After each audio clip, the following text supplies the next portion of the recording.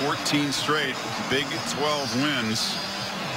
And they have won 10 true road games in a row. Two colorful coaches tonight. This will be fun, Kirk. West Virginia won the toss, deferred, so Sooners will get the ball first. And we'll see Mayfield go to work.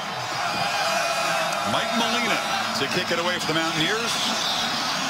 Joe Mixon and Dede Westbrook are deep. It's a short kick to one of the up men. And it is fumbled out of bounds, and Sooners will take over at the 24. And here is Mayfield. Kirk, you talked about how well he's been playing lately. Yeah, the last 7 weeks playing as well as anybody in the country. In fact, his passing efficiency is outstanding. He's got to take care of the ball, obviously, tonight in these conditions.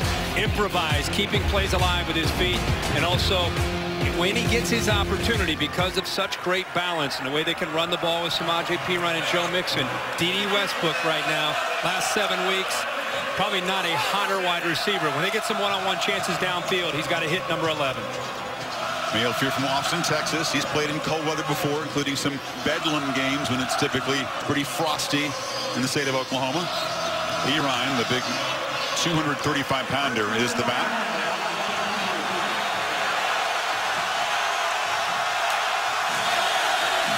And they feed it to him. And Perine, healthy. Missed almost 4 games, Kirk, but he's fresh now, and he rips off 12 on the first play. Balance, such a big part of what they do in this offense with Lincoln Riley. The Chick-fil-A impact players. And starts with Samaje Perine, obviously Dede Westbrook, Benton, and Douglas. Douglas will be on the outside, playing a lot of man-to-man against Westbrook. They fake it to Perine. Mayfield over the middle, incomplete. Tried to get it to Westbrook on the slant, but it'll be a tough night for receivers. Now, you just heard Bob Stoops talk to Sam about that. This is that play action. There's something that they have a lot of confidence in, especially when 6 goes to number 11, and little push there at the end from Harper, always trying to send messages early in the game from the safeties against those receivers. Incredible how efficient Mayfield's been when they target Westbrook. You feed Perine again. He had a monster game here a couple of years ago against the Mountaineers, 242 rushing yards. He is why, along with Joe Mixon, Stoops feels comfortable in bad weather with this offense. This 3-3-5 defense of David Gibson is very, very aggressive. You just have the 3 down linemen. Allows you to be Tony Gibson. Allows you to be able to put 8 guys who can just really crowd the line of scrimmage. That time, David Long, number 11, was able to shed his block and get into the backfield before Perine can get going. Wind whipping that snow around, and now Mayfield needs 8 on this 3rd down. Mountaineers rush only 4. Mayfield backpedals, flips it over the middle, and it's in and out of the hands of Mixon, who's a tough matchup. That's a linebacker, Justin Arndt, chasing him, but it's incomplete. That's exactly what you want if you're Oklahoma on 3rd down. Baker Mayfield does a nice job, just kind of patiently waiting and waiting. And you see it. You'll take that matchup all night with Mixon against Arndt. He just simply dropped the football. Actually, that wasn't the conditions. That's just him starting to look up, looking where he might be going. Took his eye off the football, and it cost him a 1st down. So 2 dropped for the Sooners. And Austin Seibert, who handles the punting and the place kicking, boots it away. It's a short punt, bouncing around down there. Now it's muffed, a scrum. A mistake as the Mountaineers tried to field the ball, and Oklahoma's got it. Sam Grant recovered the fumble. Special teams obviously going to be impacted on this wintry night, and the mistake by the Mountaineers sets Oklahoma up at the 34. Yeah, poor decision here. You know, I don't know if Jennings thought that Kyrum, the ball may have touched him. See, Jennings reacts because 14 right there. I don't know if he thought it may have hit his foot that made him go after the football. See, right there, I think he thinks, oh, that ball might have hit one of my guys. I got to go get the ball. And obviously in these conditions, that's the last thing that you want to do, especially early in a football game. And the Sooners catch the first break of the game because of the conditions. See how he's waving him out of the way? To Kyrum, get out of the way. I think he thought that the ball hit his foot, and that's why he had to go for it.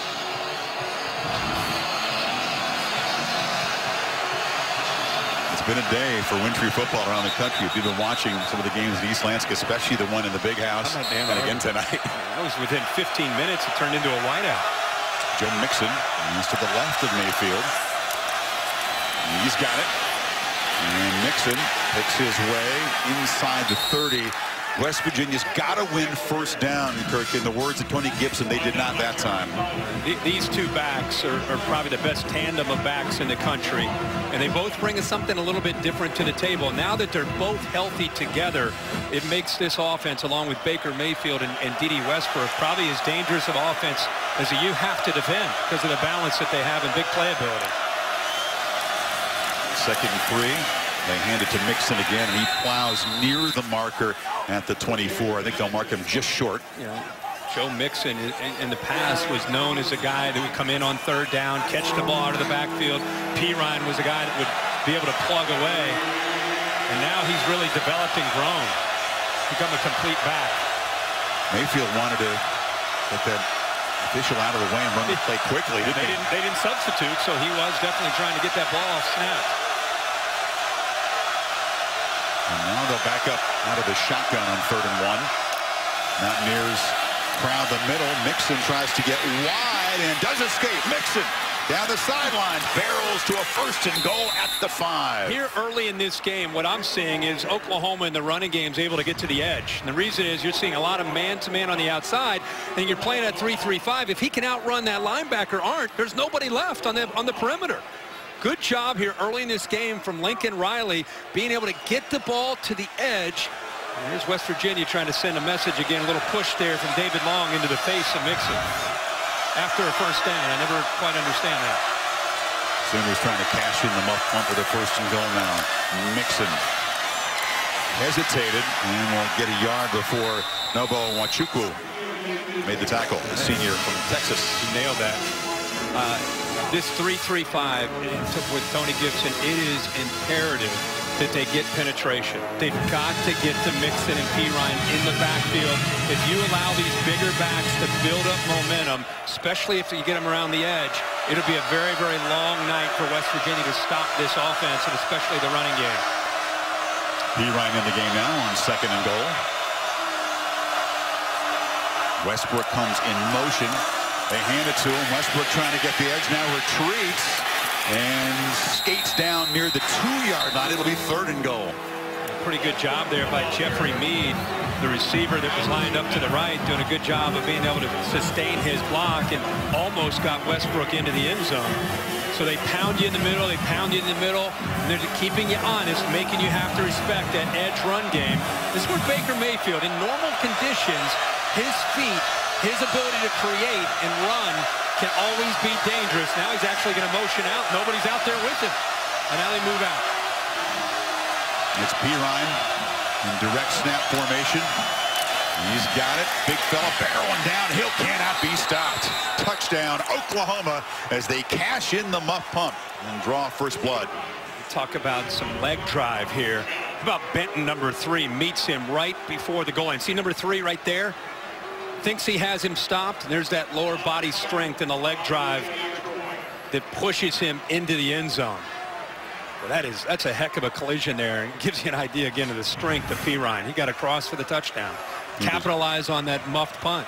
Only had to go 34 yards. Took him 6 plays, all running plays. And Seibert in for the conversion. Nothing in the kicking game is going to be automatic tonight because the footing is not ideal down there. But Perine, who was hurt early against Kansas State and missed the Texas Tech game, the Kansas game, and the Iowa State game, getting an off-field surgery. And he's now back 100% as the progressive pylon cam just confirms that he got across before touching. Appears to be pretty clear cut. Yeah, when he's healthy, he is a handful. You know, he wasn't, as you said, early in the year, those first 3 weeks, he was 70–80%. That's a high snap, and Connor McGinnis, the holder, did a good job to get it down so that Seibert can knock it through. And the Sooners capitalize on the first mistake of this game, up 7-0. Doctor Strange is one of the best reviewed. Well, the crowd was so charged up at the beginning here. A little quieter now as the Mountaineers muff that punt, and Oklahoma takes it 34 yards. Perine direct snap touchdown run. And we'll see Skylar Howard and the Mountaineers offense go to work for the first time.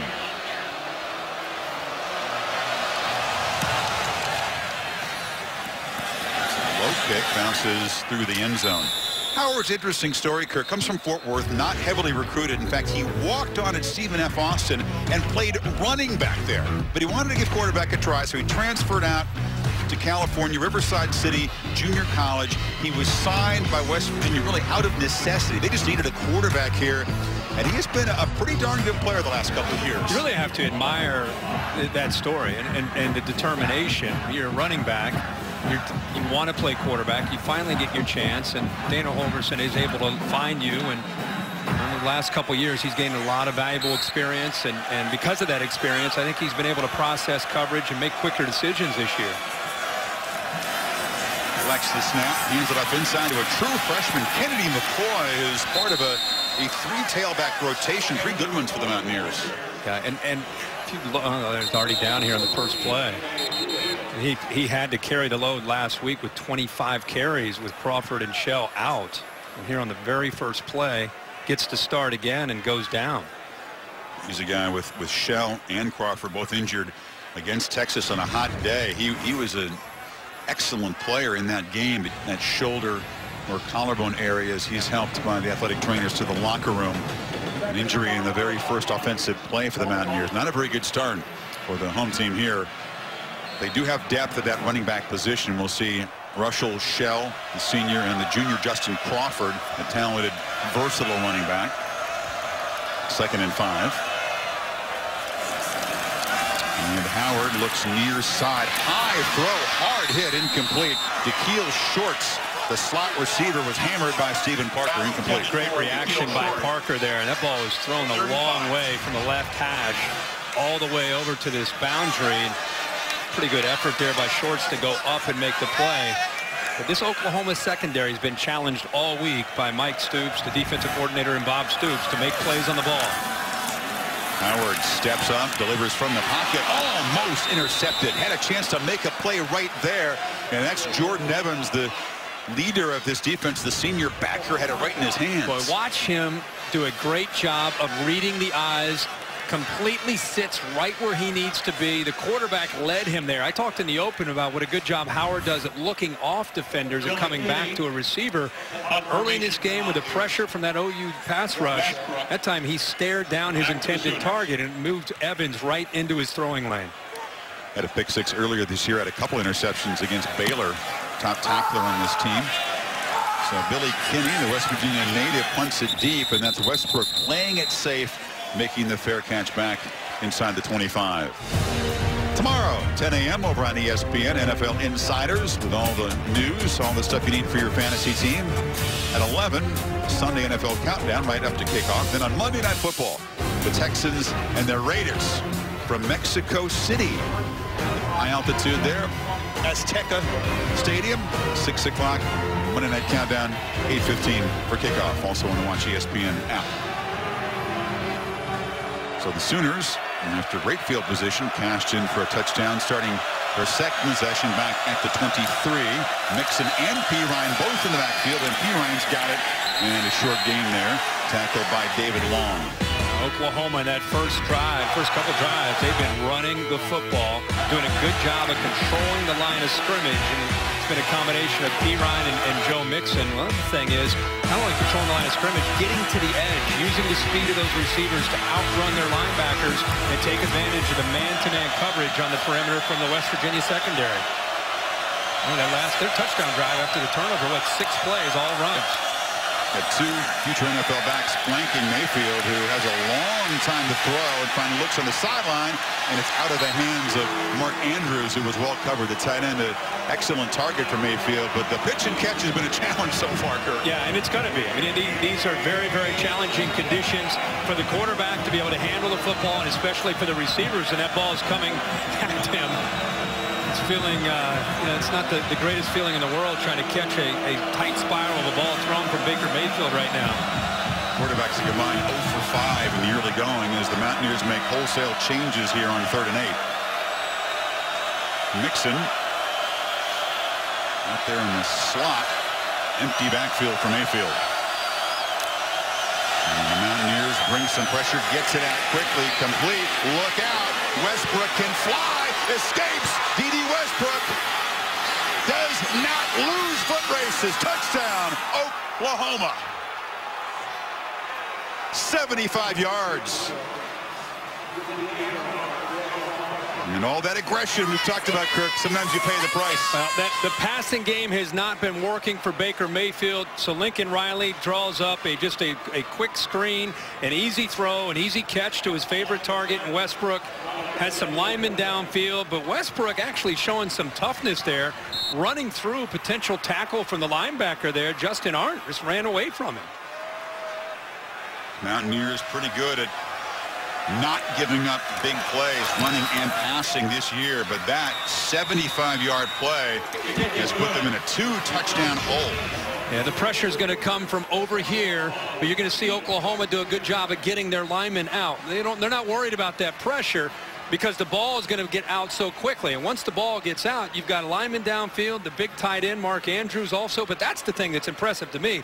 We're used to seeing Westbrook go by people with double moves and just strictly the vertical passing game. But this time, he makes a catch. He's trying to just get the first down. But right there, stiff arm, and then to be able to just throw the linebacker down. Yeah. And then take it all. Of course, he has the speed to take it to the house. Mayfield, that's one of his more restrained reactions to a touchdown pass. But Westbrook with his 15th touchdown, now he gets going. That's what we're used to. Yeah, there he is. Yeah. I don't think he can believe that he just saw D.D. Westbrook throw a middle linebacker down. He was in awe. His 15th touchdown reception of the season ties a single-season school record. He was the complimentary receiver a year ago to Sterling Shepard, who was the main guy, but he has emerged now. You got guys like Ryan Broyles, the ex-Sooner, saying that now Westbrook belongs among the greats to ever play the position here based on his 2-month run. There's a kick taken by Shelton Gibson. He's the big play receiver for the Mountaineers. Spins free to stay alive. It'll be corralled across the 20-yard line. And this is a tough thing for an offense, Kirk, that's lacked some big play punch to be down 2 scores now. Well, the challenge right now for Dana Holgorsen is going to be patience. I mean, to get his team to be very, very calm with this. This is not obviously the way they envisioned starting this game here in Morgantown with this much hype around the game and talking about the biggest home game in 23 years. Next thing you know, we're not even 6 minutes into this game and you're down 14. Just remain calm. You don't need those big plays right now. You need to execute and try to go back to what you came in with that you thought would be effective. Justin Crawford, junior college transfer, a terrific story of hard work and perseverance and muscles for 9 yards. He had an ankle and has missed some time. Didn't play at all last week against Texas, but probably their most talented, most gifted back. Can make you miss.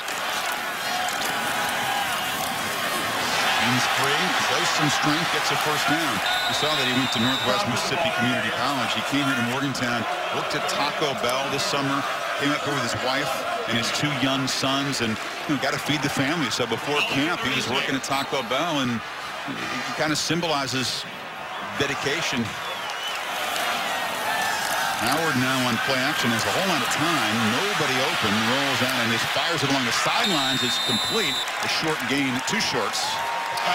Dana Holgorsen's reaction to being down 14 is he's going tempo. I mean, they have turned up to another gear, trying to get his team not to worry about having to think about execution. Just let's try to go a little bit faster. Now they slow things down here after these first 3 plays where they kind of had Oklahoma a bit on their heels.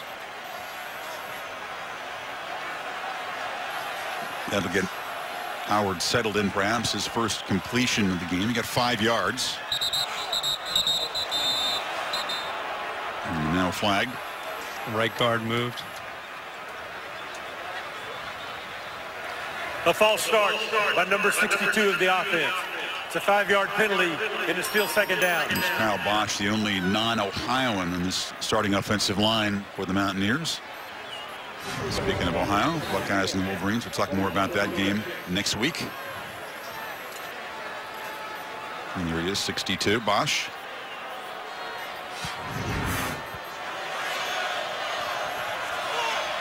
Transferred here from Michigan, by the way. Howard, he's got good mobility, scampers around, and now just fires it way over the Sooner bench. He had some room to keep running there. Let's go to Cassidy Hubbard for an update. Thanks, Chris. Thanks, Herbie. Dr. Pepper Championship Drive update. Number 6, Washington hosting Arizona State. Jake Browning to Chico McClatcher, who takes off for the 75-yard touchdown. Washington right now up 10-0 despite 2 picks for Browning early on. Chris, Herbie, back to you. That is not the story of the day, however, in the Pac-12. Howard on 3rd and 10, pump fakes, now fires over the head of Shorts, who was just well covered there by Stephen Parker. It's amazing to watch the job that Mike Stoops has done with this defense. This defense has probably been hit as hard with injuries as anybody in the country. And here early in this game. Touchdown drive run by Perine, and then D.D. Westbrook takes off on a 75-yard long gallop after a short pass. Oklahoma defense looking stout early on in midway first quarter. Sooners get the ball back up 14-0. And the crowd is completely out of it. They were booing West Virginia the last series. Westbrook in motion. They fake it to him. And here goes Joe Mixon. It's maybe his turn to get involved now. He gets 10, and the Sooners in charge up front right now. I've always felt in this 3-3-5, because it's a bit risky and aggressive, you're either going to get a lot of tackles for a loss or you're going to get creased. And early in this game, they're getting creased. The offensive line is just dominating the line of scrimmage. And you're getting creased again. It's a defense, Kirk, that played more than 100 snaps a week ago against Texas and the Heat in Austin. Some of these guys, individual defensive linemen, played 90 snaps. You had a linebacker play 102 snaps. And they maintained that the practices were good. They were fresh. It'd be no holdover effect. But you wonder if the Sooners keep pounding away. Well, yeah. After, you know, and by the way, they played well in those 100 snaps. Yeah. They won the game. But, you know, getting down 14, and depending on what happens in this drive, it can affect the mindset of an entire defense, especially in these conditions. Perine bounces for a short game there. Mountaineers in desperate need of a stop. The way their offense has struggled so far. And I think what you'll see Tony Gibson try to get his linebackers to do, even though, again, you know they're going to get physical, you know they're going to run the ball, is the defensive line, they're trying to hold up those linemen. The linebackers have got to get downhill and attack the line of scrimmage maybe a little bit faster than they normally would, because the goal here is to get to Perine and Mixon before they build up momentum.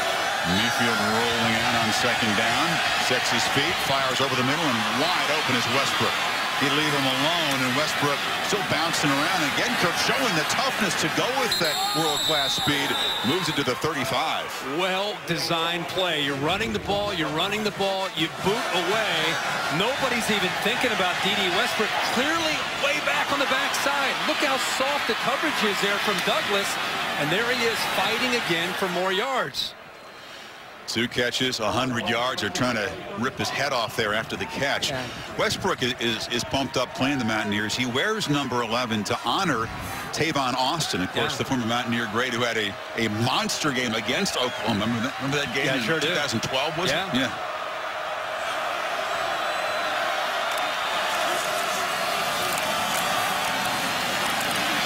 Bouncing free again is Mixon.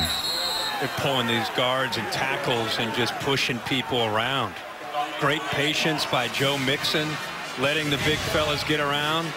Ben Powers, Orlando Brown. They come around. Orlando Brown, 7'8", 6'8", 340 pounds. Pulling around. It takes him a while to get around, but it's very effective once he gets there at 340 pounds. Big fella takes a little time to get around the corner. But you don't want to meet him when he does, do you? Mixon again, lowers the head, and he moved the sticks one more time. Here's that Sooner offensive line. You got a couple sophomores and a freshman up there. I think, again, this is the area probably that they've improved the most from where they were against Houston and Ohio State to where they are now. They're more physical. They've had some injuries that they've had to overcome early in the year. Cody Ford, who got hurt against Ohio State, was the right guard. That forced Samia down inside into the right guard spot and opened up Bobby Evans. So they've had to maneuver some people around, but as you can see tonight, continuity is there. Around the center is the only senior. Mixon again, breaks a tackle, barrels into the secondary, twists down to the 5, and the Sooners are threatened to blow this wide open now. This looks like a sieve right now with what Oklahoma's doing to this West Virginia. Watch the offensive line. Great block by the fullback, Flowers. That's actually what opened it up there for him. But every time it seems like Perine and Mixon get the football, they're at the second level, running downhill. It's hard to stop good backs when you're giving them that kind of freedom there at the line of scrimmage. And Mixon is over 1,000 yards for the season now. Barrels ahead for a short gain.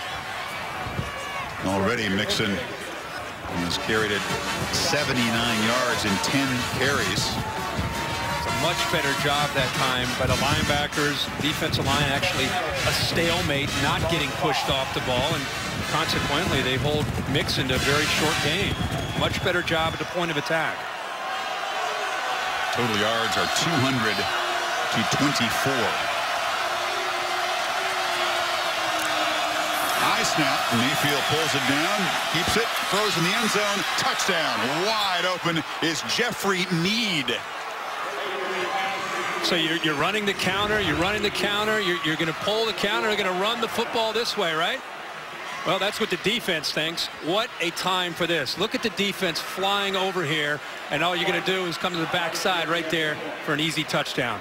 That just sets up perfectly off the play action look. The counter, the inside zone, and then the counter play action with the exact same look, pulling the guard and the tackle.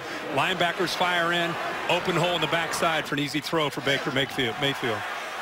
Only the 6th catch of the season for Mead, but his 3rd touchdown. He's a 6th. Their logo. There's a little scuffle, Kirk. Oklahoma came back out highly motivated, and this has been a beatdown in the early going. Yeah, I think the message so far is you probably don't want to challenge the manhood of the Oklahoma Sooners, because they come out swinging when you challenge them. It's about time for the Mountaineers to try to land a punch. Yeah, it is. Shelton Gibson is knocked down hard.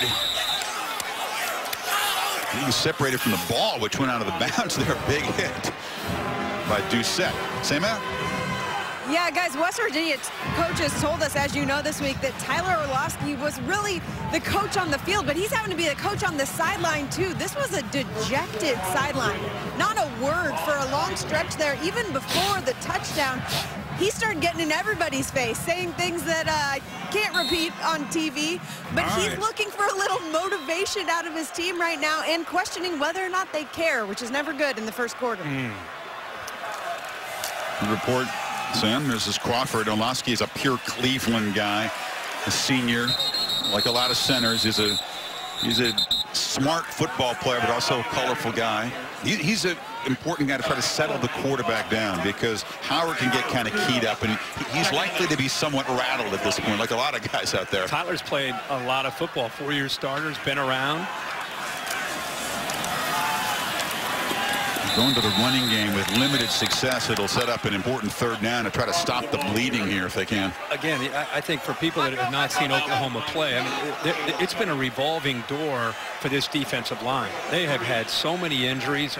Most recently, they lost some players. Charles Walker's decided to quit. Matt Diamond is no longer playing on this team. Matt Romar, who's a good defensive lineman, hasn't been here. I mean, they've been playing a lot of guys that would be typically backup defensive linemen, and they're playing pretty well so far. Howard from the pocket takes a downfield shot on 3rd down, and it's incomplete. Over the outstretched hands there of Shelton Gibson. And a few more boos from the home crowd, and another punt coming up. Yeah, and actually that's what's been the Achilles heel for Oklahoma, playing the ball in coverage. And just watching Jordan Thomas that time, he actually lost the ball. He had no idea where the ball was. I'm surprised that Dana Holgorsen early in this game has not decided to try to attack the weakness of Oklahoma, which is playing the football in coverage, especially on balls thrown downfield. Kinney went to high school just a few miles from the campus here in Morgantown. Punts it to Westbrook, who makes a fair catch at the 30-yard line. Absolute total dominance. Mountaineers have run 11 plays and gained 29 yards. Sooners averaging more than 9 yards per play. And now that we're in the middle and the latter part of November, and the playoff rankings are always a big topic, and of course teams are talking about trying to win a conference championship, this is about exactly what Bob Stoops in Oklahoma wanted to see, and exactly what Dana Holgorsen did not want to see.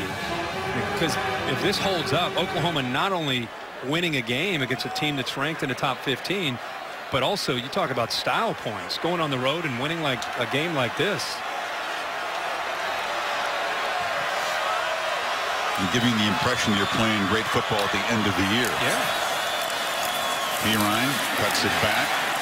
For a big guy who can hammer you, he's got kind of nimble feet, doesn't he? He really does. I mean, that's the thing that I've always felt about him these last 3 years, starting with the game he had here as a freshman when he went over 200 yards against a Mountaineer defense. How big he is when you see him down the field, especially. He is a thick guy, but his lateral quickness and how athletic he is and how he's able to get through with the vision that he has through those holes, it's impressive. Perine running right. Hanging off, folks, is knocked down, and the Mountaineers a chance to try to get off the field here. The Sooners will need 4 on this 3rd down. And the whole goal tonight of West Virginia is to make Perine run sideways and then chase him down with their speed. Because of his size at 235 pounds against an undersized defense, they didn't want to see a lot of him with his shoulders squared running downhill. And through this first quarter, whether it's been Mixon or Perine, that's exactly what we've seen. Mixon is in now on this 3rd down play. Westbrook motions around to the slot. That's an unusual position for him. The left of the quarterback. Mayfield looking the other direction, dancing around, escapes, and he can do this. He stepped out of bounds, looked like just short of the marker. He's got good escapability. He can be a dangerous runner. Stoops incredulous about the spot. Well, they're going to take, obviously, another look at that. I think they're frustrated, obviously, whether he stepped out of bounds. I thought he was in the air when he went out of bounds.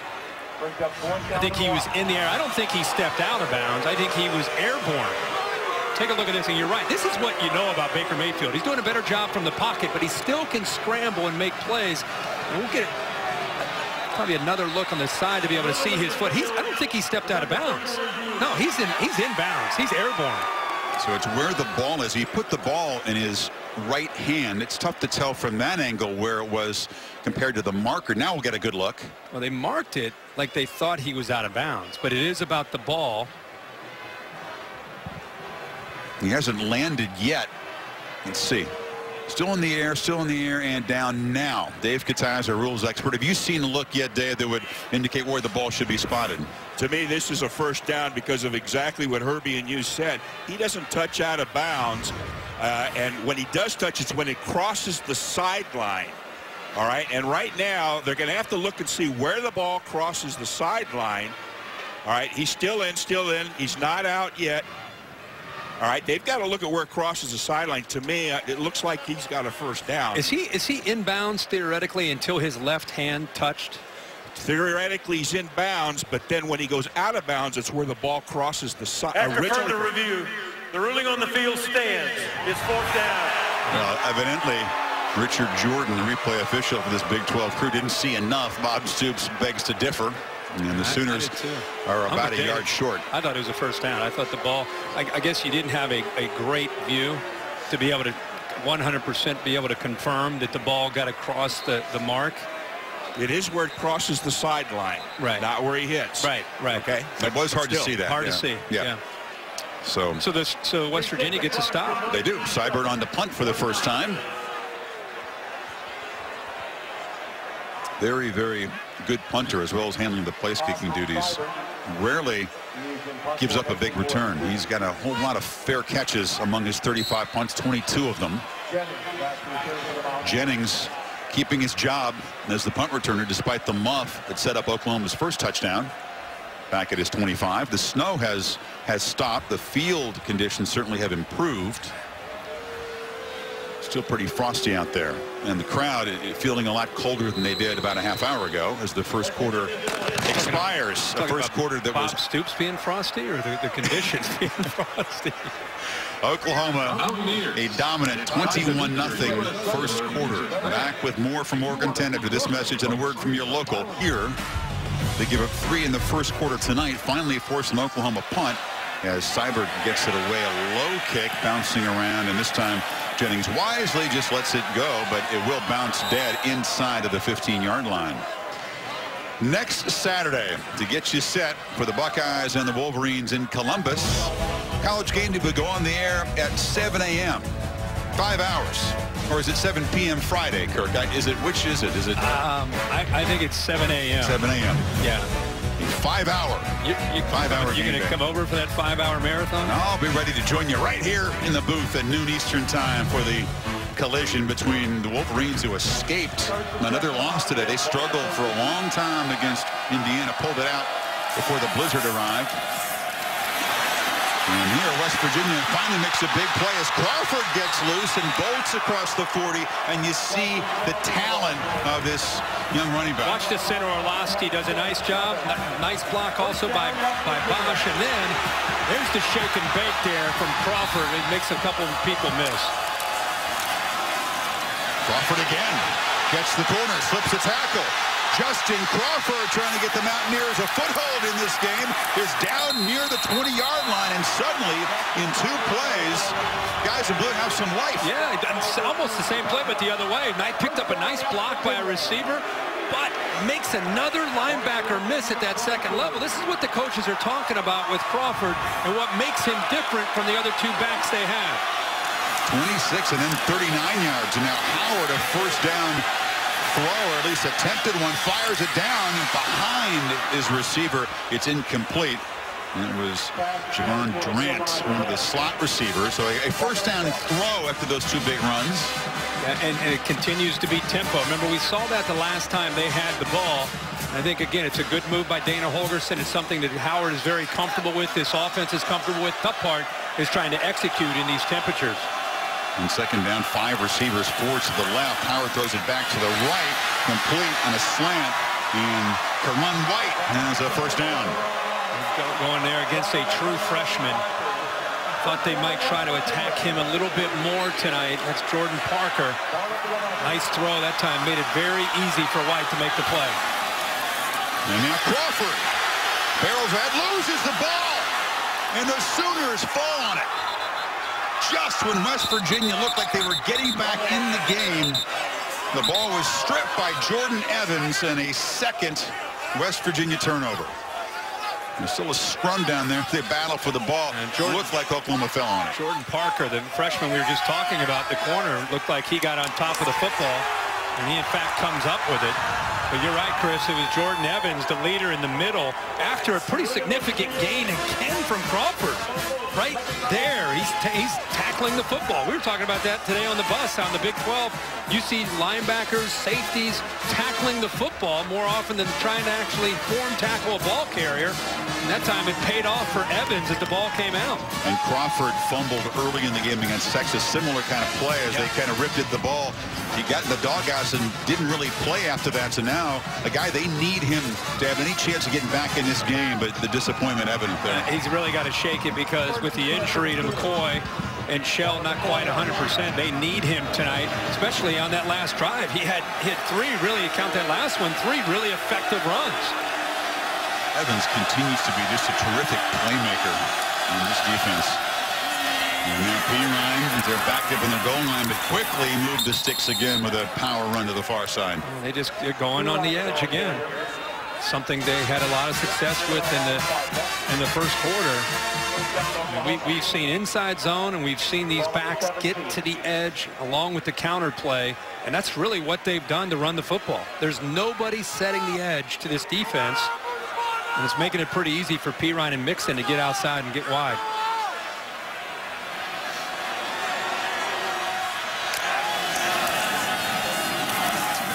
Again, this time into heavy traffic, still breaks a tackle, and it's about 4. Time a much better job there. I think David Long, the outside linebacker, Tony Gibson telling us this week, just kind of a freakish athlete in a Cincinnati, Ohio freshman. He's on one side and Kaiser White on the other. These are the outside linebackers in this 3-3-5. They have got to get upfield and do a good job of forcing action back inside. They cannot get caught up in traffic.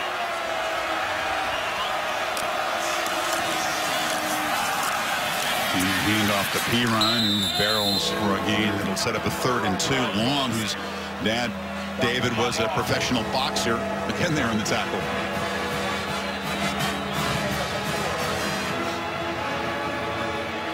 Oklahoma so far tonight 3 of 5 on 3rd downs. The odds obviously in your favor when you're sitting there at 3rd and 2 and 3rd and 4 most of the night.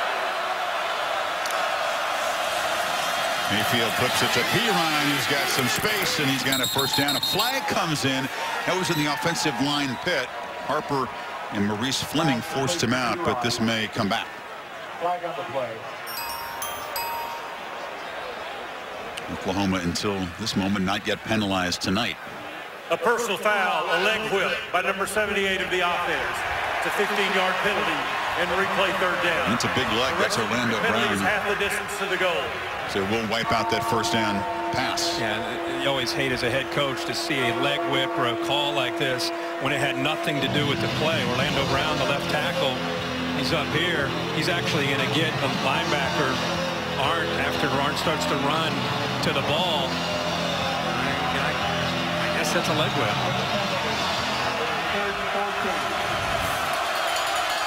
Moves the ball back to the 12. Sets up a 3rd and long now. They need about 15. And they hand it to Perine again.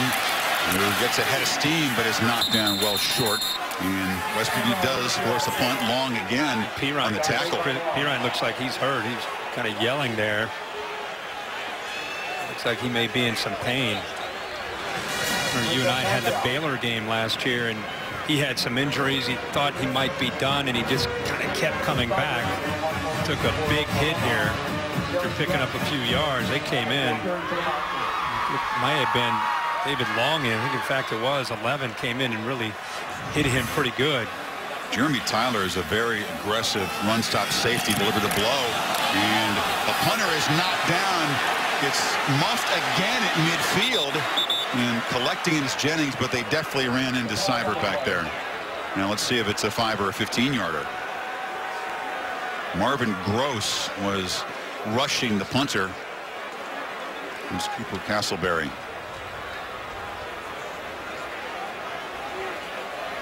A personal foul, roughing the kicker by number 18 of the defense. It's a 15-yard penalty and an automatic first down. And so the severe variety will put the Oklahoma offense back on the field. Seibert is congratulated. There he comes from way from the outside, trying to make a play, trying to make something happen. Nobody touches him. Still did good, but that is a personal foul. Yeah, he ran into him, obviously, with a lot of speed. That's why they called the personal foul. I was just about to say that West Virginia's defense, after the turnover, they were able to get the ball back to Skylar Howard, and then they end up roughing the punter to give Baker Mayfield and this Sooner offense another opportunity here. Mixon bounces, breaks it free, spins into West Virginia territory, and is hauled down at the 45. You hold your breath when he's got the football. Yeah, they're going to run a counter. The center's going to pull. Flowers is going to come around. They've given him a lot of different looks. But what you got to love is there's nothing there. He's able to look here, and then he bounces there. That's something that, again, these backs have tremendous quickness, but it's the vision and the patience that make them so special. Take it to Mixon. Mayfield flips it far side, and the catch is made by Need. The touchdown catch. Now a flag comes in on the sideline where he's knocked out of bounds, and it's going to be another mental mistake on this defense. Well, they've had a fumble. They've had roughing a punter. They've muffed a punt return. Now a late hit here. It was Maurice Fleming. After the play, a personal foul. A late hit out of bounds by number 24 of the defense. It's a 15-yard penalty. Add up those miscues, Chris. Started really with the muff punt, but they've had 4 or 5 plays that really have cost them. I mean, they were ready to get the ball back in the blink of an eye after a few plays and a penalty. They're inside the red zone. They're inside the 20-yard line now. Yeah, Crawford's fumble forced by Evans really seemed to take whatever fight the Mountaineers had left. This feels like a knockout punch here after Sooners get in the end zone. Mixon again breaks the tackle. Joe Mixon barrels down to the 5-yard line. Samantha? Yeah, Chris, what you guys were just talking about is what had these defensive coaches at West Virginia so upset during that last drive. They were yelling at their guys saying, we can still be in this, but it's mental at this point. You have too much emotion. You were too hyped up. We saw that in pregame, and you're not handling it well. They tried to tell him, if you can just settle down and play smart, it's going to help you, and they're still struggling with that now. Good point, mental and also very physical. And Mixon just walks into the end zone standing up, and the Sooners lowering the boom in Morgantown tonight with a big assist from the West Virginia defense and special teams. 2 personal fouls. The lateral quickness and the vision has been on display here, and great blocking up front by that offensive line and by the fullback, Dimitri Flowers. Boy, what a 1-2 punch with Mixon and Perine tonight. 96-yard, 8-play touchdown drive. Mixon already has 116 yards. Yep, 9 yards a carry. Seibert knocks it through. Here's the final. Jordan Evans ripping it out of the hand. And the Mountaineers had finally gotten into scoring position. Crawford coughs it up, and then when it looked like the Mountaineers were going to get the ball back, they run into Seibert. Another personal foul, late hit, sets up Mixon, who just waltzes in. Getting ugly tonight in West Virginia. During the 4-year end For the 25-yard TD run, tied up 21-3 now over on ESPN2. Chris, Herbie, back to you. Cassidy, it's an annual ritual. The Tide get their virtual bye into the late season game against nobody to rest it. And Nick Saban is outraged at how they don't play hard. And absolutely. Who do we play next week? I've never seen such a poor performance. Embarrassed. Howard, gutty little runner, keeps it, gets hit hard, but he gets a first down after a 12-yard gain there. At this point, Howard's going to have to obviously not only make plays throwing the football, he's averaging close to 10 carries a game, has an ability to obviously run football. Hands it off that time. And Crawford spinning free. Knocked down. Yeah, Howard, he's gained 406, not netted, but before the sacks, and 406 yards rushing out of the quarterback this year. Keep in mind, Chris, we talked earlier about Oklahoma's pass defense. I mean, they're 121st in the country in pass defense. I mean, they're close to 300 yards per game, playing in that explosive Big 12 with their offensive score so often. But this has been an uphill battle. So if you're West Virginia, you're thinking, guys, come on, let's try to put something together. The last drive they did, they just turned the ball over. Howard looking downfield for Gibson. No chance to make a play. Going out of bounds and well covered by Jordan Thomas. A defense, Kirk, that's had, as a flag is down, a whole bunch of trouble tackling in space, and not a typical Oklahoma secondary at all. A chop block by number 25 and 53 of the offense. It's a 15-yard penalty and replay first down. And we got Crawford and Colton McKivitz, the tackle on the chop block. Anytime a lineman's already engaged, you see him right here. Once he's engaged, watch the back in the backfield go submarine him. And when a left tackle is engaged with the defensive lineman, you cannot initiate more contact from the back. It's a great call by the officials, an easy call right in front of him. And it cost West Virginia another 15 yards. First and 25, not what this offense needs. Crawford breaks free and shows a burst, and is still running. Crawford into Oklahoma territory, will be run down inside the 10. Well, Okoronkwo, the man that he just chop blocked a second ago, but the Mountaineers threatening finally. Well, the defense fast flowing, and it allows Crawford to kind of sense that, cut back, and Beal, the linebacker who had his eyes locked on him, just could not react quickly enough. Pitch it on the edge and knocked out of bounds as Jennings short of the goal line. A 61-yard run, Kirk, and Crawford is at an eventful first half, has already rushed for 162 in this game. That last run, it really gave you a feel for how quick he can be, and some of the problems that you and I have been talking about with the Sooners tackling out in space. And again, he's a talented back, but Mike Stoops has emphasized this week gang tackling, running to the football with 11 helmets, 11 hats.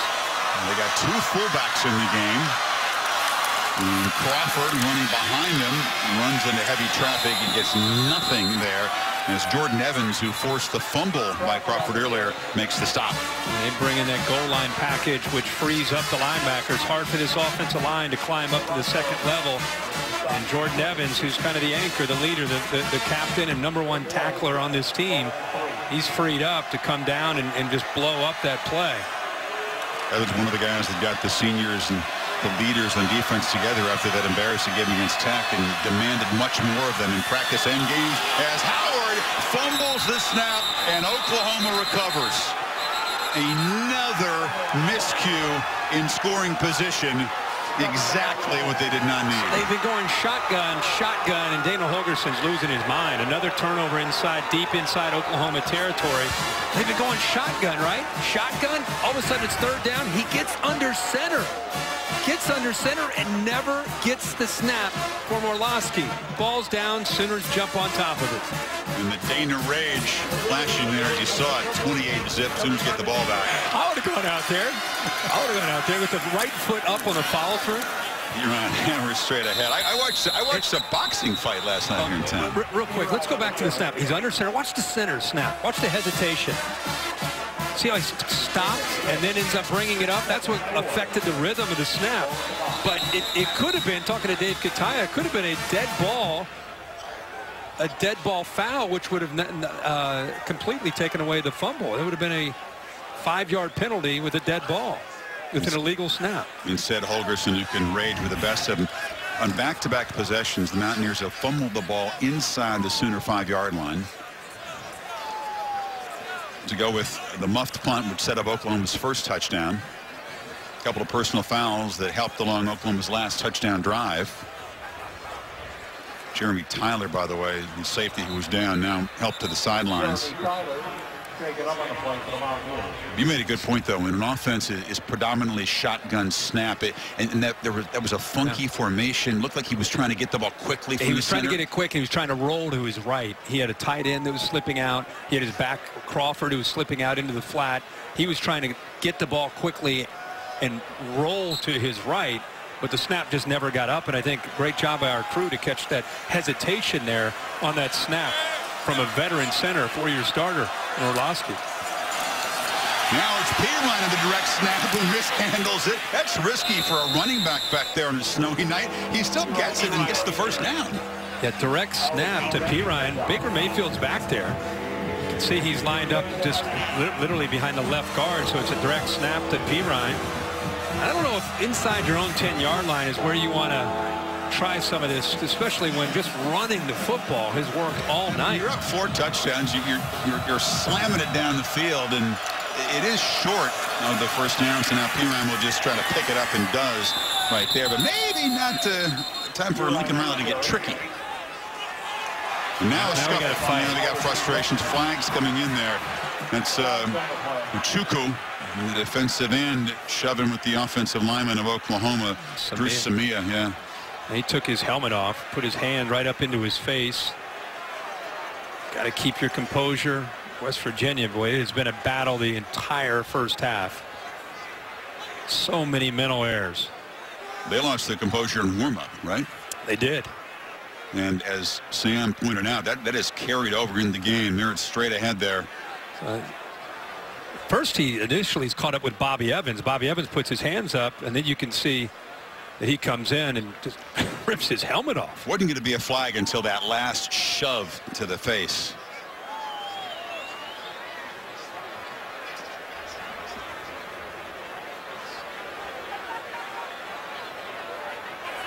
After the play, unsportsmanlike conduct, 97 on the defense. After the play, unsportsmanlike conduct, 92 on the defense. Both penalties will be enforced. 30 yards. 2 for the price of 1. I think he missed the number of, it was 95, who actually, Christian Brown throws an official. So it was the one we showed you already was with the player, but watch in the middle with 95. He shoves an official. That's not a good idea. He poked him in the chest with an index finger. That's not appreciated either.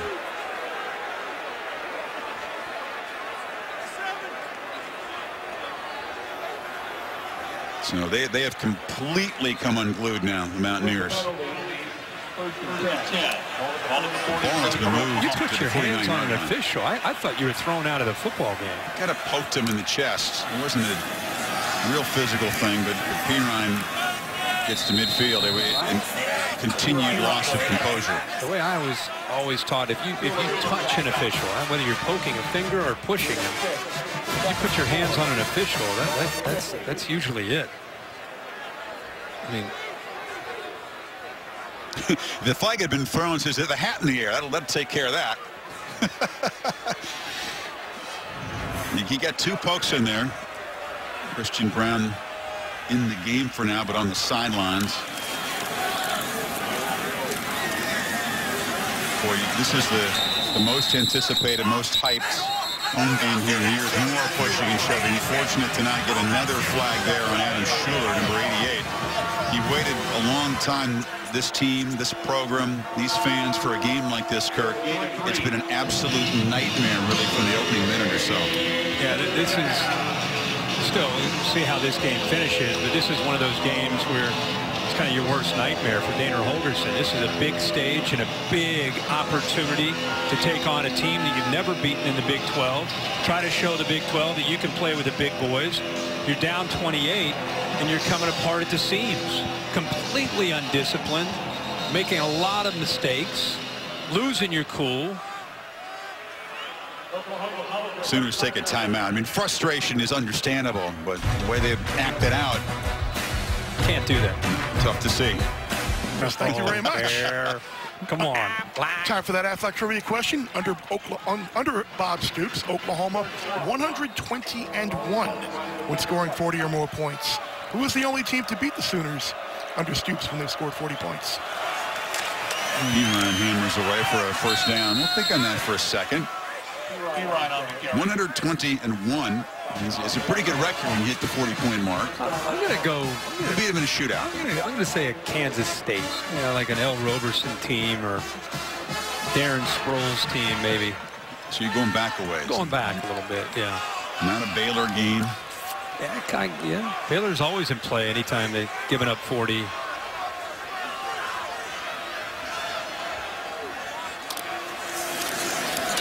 Perine. Breaking free. All right, Chris, what's the answer? And we asked you, under Bob Stoops, Oklahoma 120-1 when scoring 40 or more. Who was the only team to beat the Sooners? Got to go back to that 2007 Fiesta Bowl. Boise State beat them 43-42. Tricky. Any shot it's 120-2 after tonight? Not a good shot, no. Not at this point, Bear. We should remember that game. What a terrific, memorable game. Chris Peterson and the Broncos. You remember the quarterback, right? Absolutely. All kind of with the hook and ladder play. And Jared Zabransky, right? Statue of Liberty for the two-pointer. Perine. It's going to be a steady dose of 32 and 25. I think we're going to throw out some of this. There's the Statue of Liberty.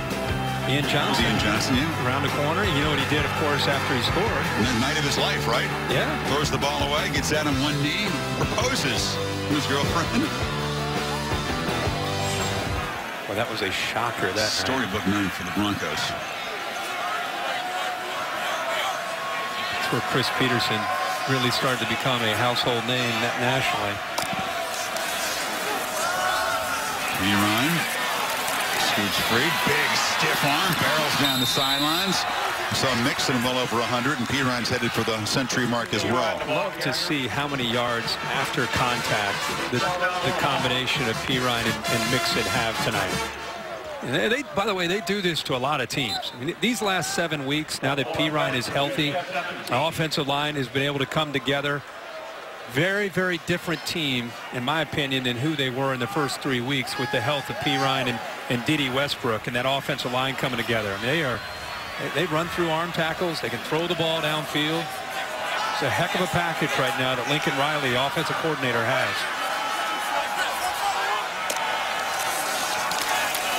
Perine again breaks some more tackles. He made a great point. They have now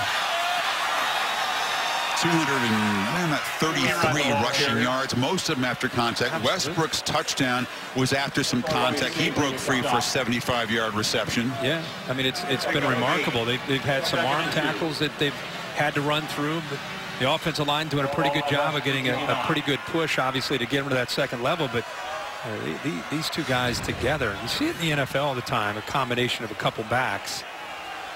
Checking to make sure he was down before the ball came out. It looks like they're going to stop action. You check and see, elbow down, and the ball came out after his elbow hit. Dave Kataya, would you concur with that? I would. He's got control here. Still control, still control. Ball comes out. He controlled it till his arm hit. Elbow hits, he's down, right? He's right down. away, right? He's down. There's no independent ball movement that I see before that elbow hits. We need to look at that. Any independent ball movement before that elbow hits. I don't see any till it does. Seems like the ball bounced as soon as that arm hit. I mean, it looks like he had it pretty solid. Exactly. Till the left arm hit. There was a clear and immediate recovery by West Virginia, though. So if this were ruled a fumble, after further review, the ruling on the field is confirmed. So Oklahoma keeps the ball.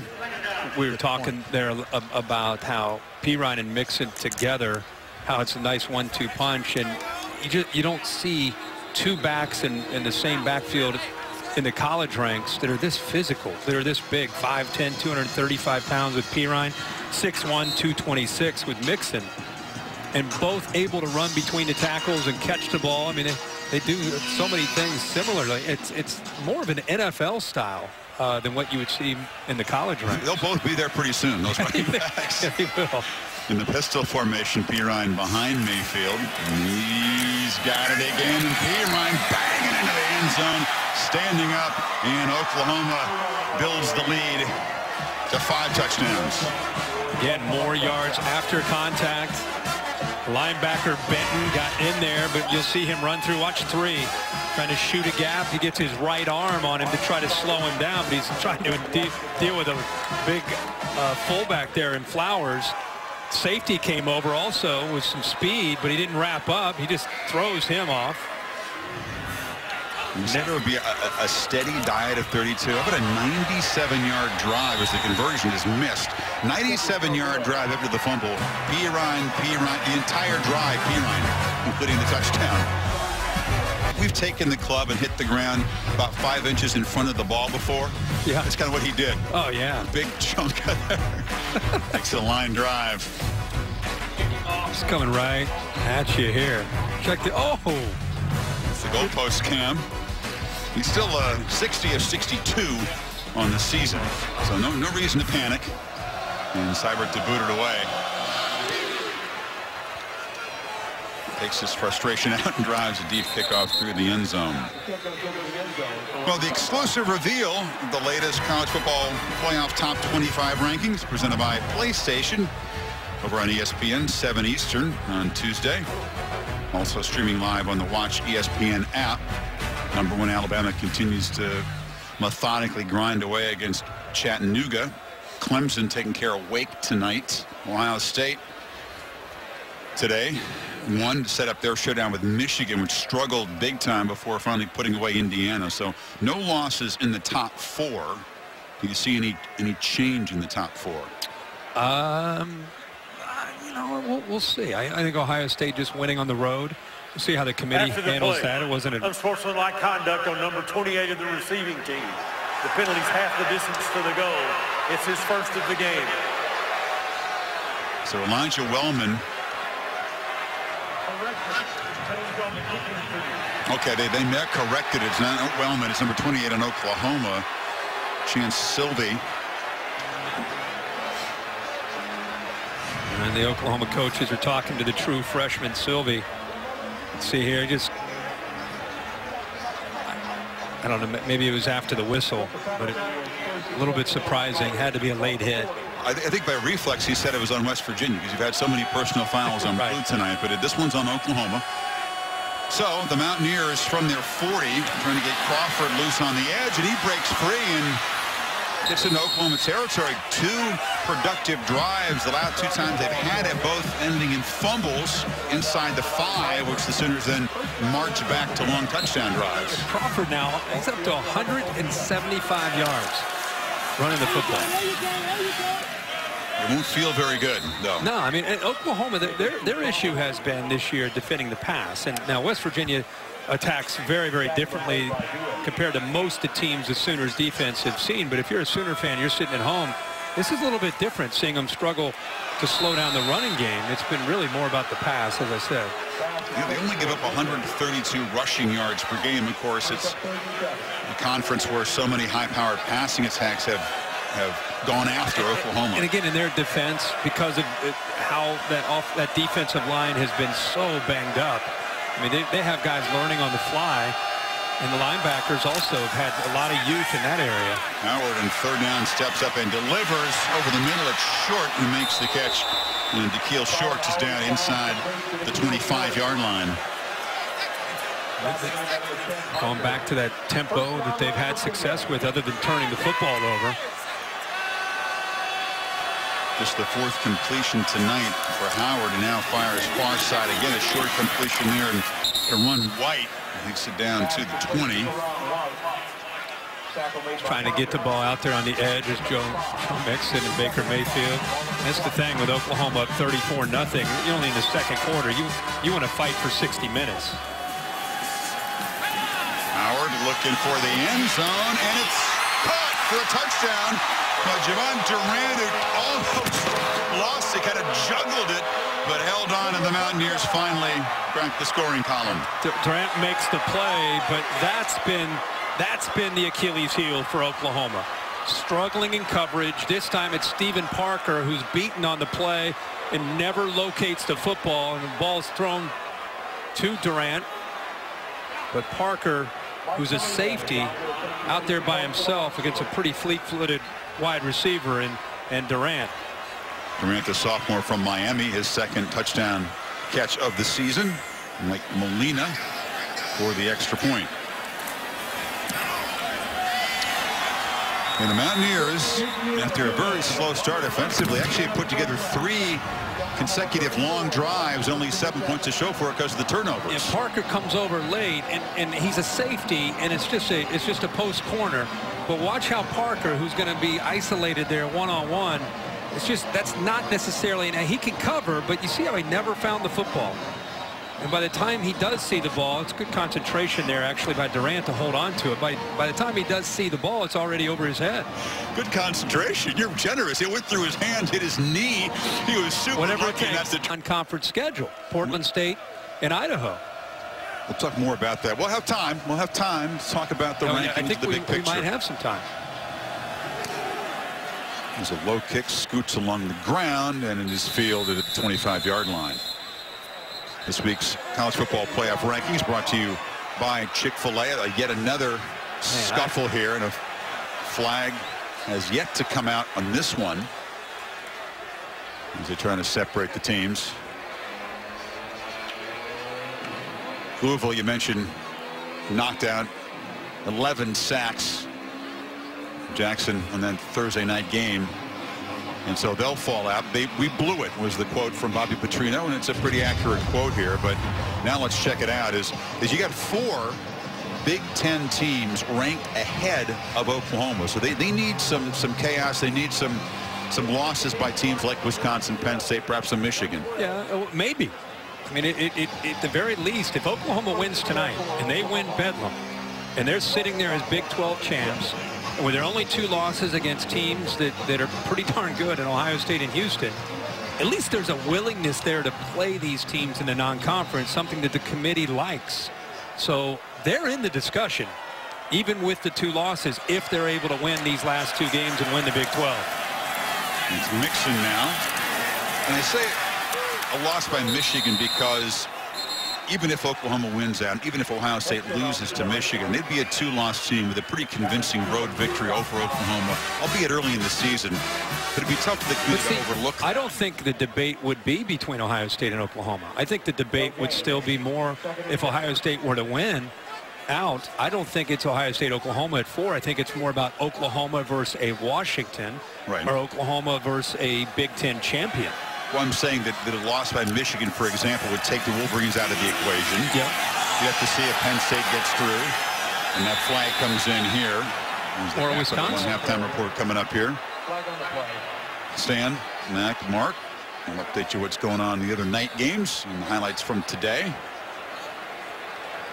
I'm sure they'll have some highlights from what went on in Folsom Field this afternoon. And I don't mean to. Holding by number 75 of the offense. It's a 10-yard penalty, and it's still second down. And I don't mean to leave Oklahoma State out of this discussion because they should be right in the middle of this too. They're sitting there still. Think about that one loss they had in the Hail Mary to Central Michigan, a play that shouldn't have even happened. They should be sitting there at 10-1. They still have Oklahoma and Bedlam, and so the Cowboys are still hovering out there as well. And the committee, you'd think, would take into consideration the nature of that loss? I don't know. I don't know. I mean, many would say they shouldn't even been close with the team on its home field. Of course. But you know how games sometimes in September go. But there was an admitted misapplication of the rules. Yeah, the conference admitted that. So Oklahoma rolls up 358 yards of offense. Mountaineers had 259. I just want to say, if I'm the lead official in this game, there is so much chippiness. I'm going to go to both head coaches and basically tell them, if you have any more personal fouls, we're going to start throwing guys out of this game. Enough is enough. Agreed. And instead, you can see a conversation right there with Mixon. Blizzard.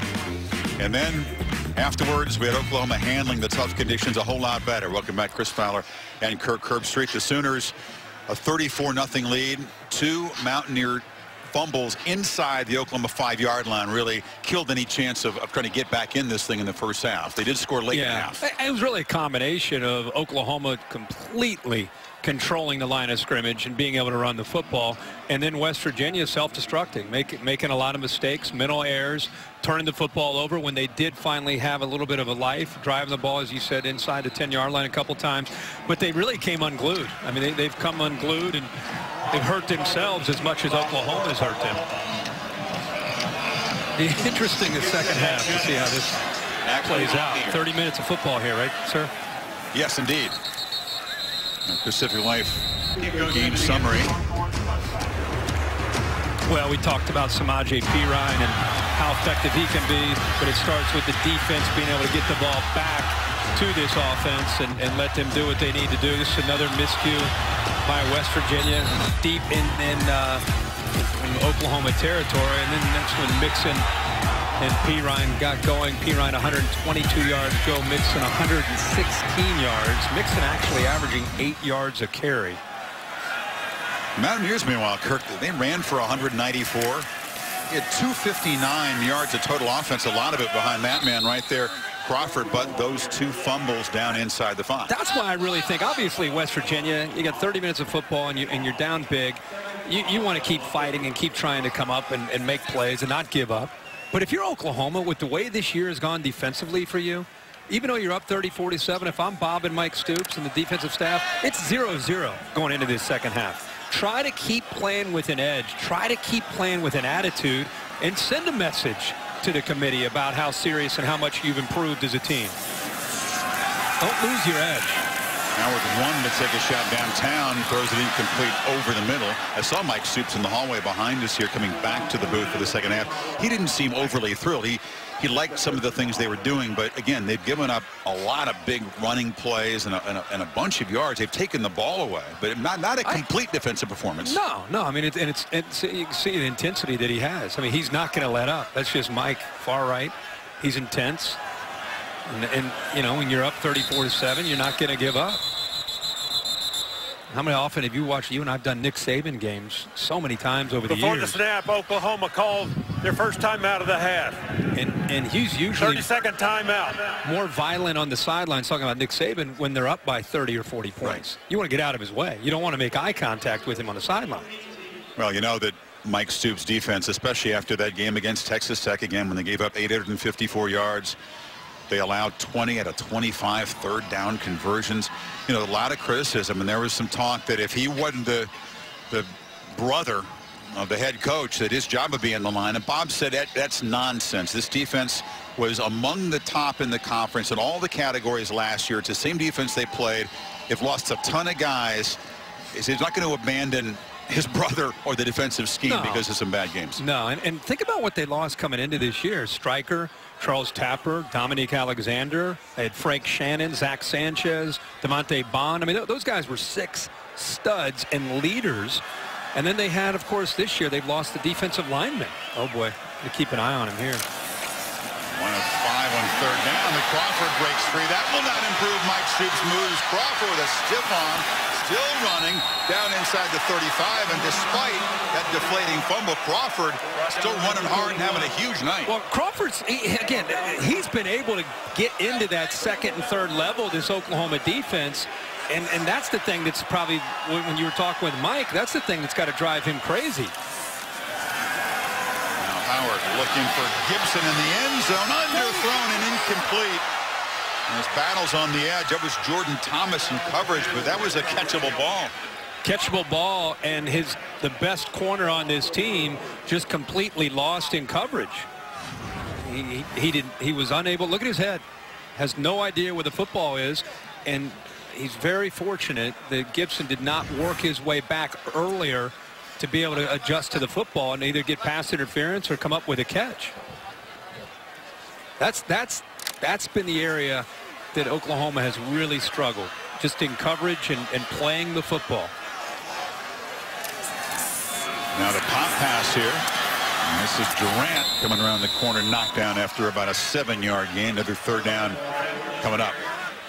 This is really more of who West Virginia has been this year. You know, when you get Justin Crawford running, and he's been able to run at will. I mean, he's at 219 yards, and then you get your jet sweeps going. It affects the eyes of the safeties, and you start throwing the ball downfield.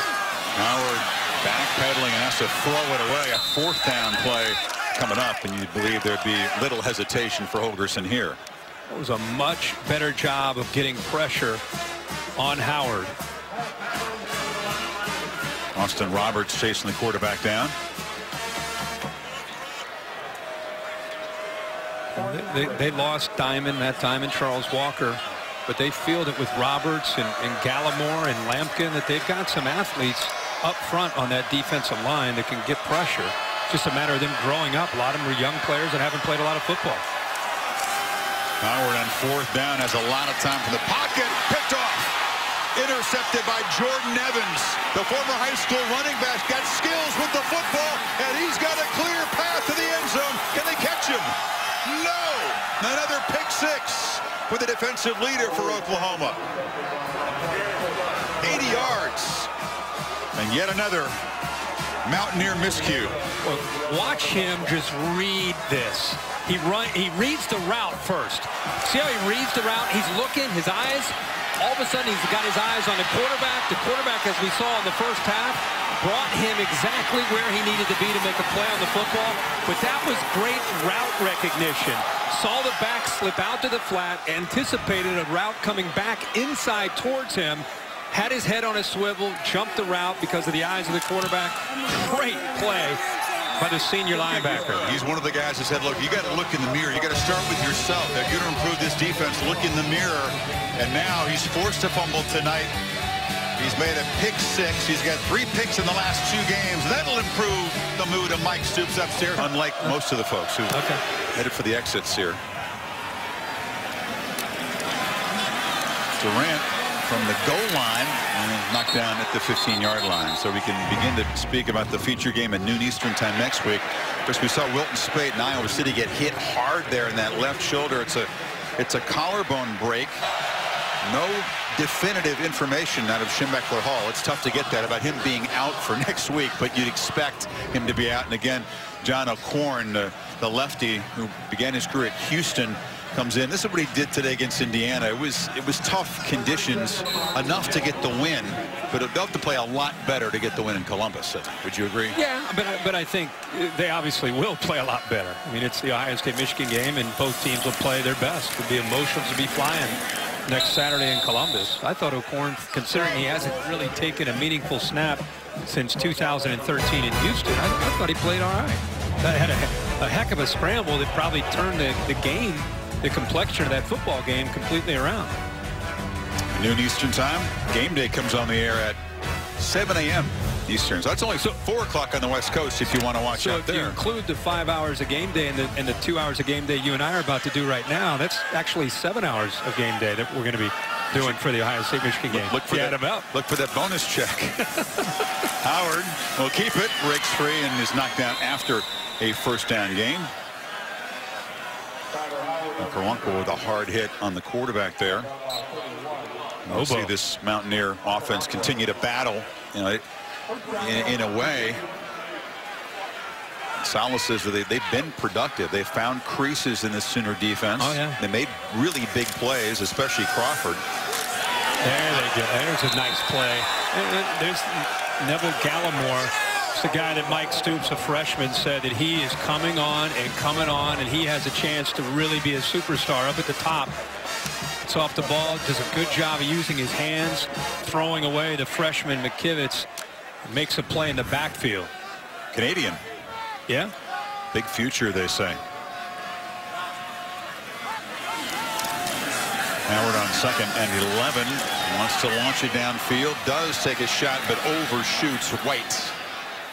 Brother of Kevin White. It was such a different West Virginia offense when you had Kevin White, Mario Alford. Talked about Stedman Bailey, Tavon Austin a couple years before those guys. It was, you know, bubble screen, deep shot, an occasional run. Yep. They don't quite have, obviously, that you're talking about some dynamic talent. Even go back a little further when they had Stedman Bailey and Tavon Austin. I mean, they've had some great receiver play over the years here. And these guys, I mean, right now White is a junior, a little bit more of a possession guy. Gibson can get vertical on you, and Shorts is more your option route guy underneath. Another nice play by that Oklahoma defensive front. It's a loss for Crawford on 3rd down. Shot the linebacker here. Parker cleaned it up. They shot a linebacker and also the safety. Hunter does a nice job. Stephen Parker, a guy that played a lot of football a year ago, and with the loss of those 6 leaders we talked about a little earlier, he's kind of become one of the guys. Mike Stoops told us this week that Parker and Ahmad Thomas and Jordan Evans, their studs, have got to play their best football here down the stretch. Westbrook back to receive the punt on a cold night. Not easy to kick that ball, and it's not a very good one. It'll bounce out of bounds sideways at the 40-yard line. Oklahoma back to work on ESPN. Also on the Watch ESPN app. All right, Larry, here we go. Well, Oklahoma's run the ball 18 consecutive plays, so let's see if they keep that string going. It's not the kind of night that will maintain the Heisman momentum that Mayfield brought into this game. And Mixon makes it 19 straight running plays. We would expect that they'll keep doing this, Kurt, but Mayfield, on the tear that you detailed earlier, has really vaulted back into contention. And with the loss by Louisville, Lamar Jackson sacked 11 times on Thursday night. Mayfield all of a sudden has a real shot. Absolutely, everybody seems to have a shot. I mean, I know I vote, and I have no idea, with what, 2 weeks left of football to be played, I have no idea what I'm going to do with my vote. No idea? I mean, I've been thinking Lamar Jackson the whole time, and, you know, and he's had a great year. But I think all of a sudden you have to look and try to see if anybody else has a chance. Nobody else has even been in the discussion for me. Nobody. Well, Deshaun Watson, you see on the page there, Watson had about 202 passing yards, ran for a couple of touchdowns as Clemson took care of business against Wake Forest. But as you pointed out, the extremely high standard that he set a year ago hasn't quite met that. Clemson's still very much in the national championship picture. But I think you're right. You're not alone. A lot of folks are going to have to contemplate that Heisman ballot. It just hasn't been one of those years where, you know, you had a candidate other than Lamar Jackson, who had the Florida State game, that had the Heisman moment. Everybody that you're trying to state a case for, you're trying to bring up, well, Jabril Peppers, he plays 12 different positions. Very true. Very valuable. Hasn't put up any numbers. Deshaun Watson, boy, he's a great player. We know what he's capable of doing. And then there's Lamar Jackson, who's kind of separated himself with the numbers he's put up. And you know, you wonder if people, because of an overreaction to the loss with the offensive line, I don't know if they showed up. Officially, did they show up to that game in Houston or not? But he got sacked, what was it, 10 times? Yeah, 11. 11, my bad. Missed that last one. I don't know if people are going to say, hey, let's open it up because of that one loss, or if it's just a foregone conclusion. He's been so dominant all year. It's Eric Wren, the senior center, the only senior on that offensive line, out of the game at the moment. This 3rd down and 5 play for the Sooners. Maybe they'll actually throw a forward pass here. We'll see. No.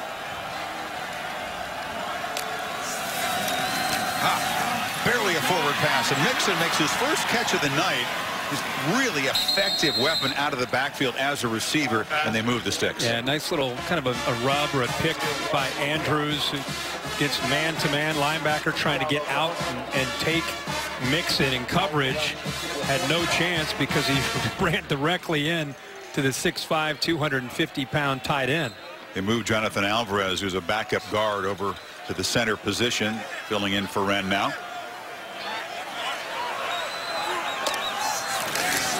Direct snap. Mixon's turn to try to make something happen as a Wildcat quarterback, but he's dropped for a loss over there.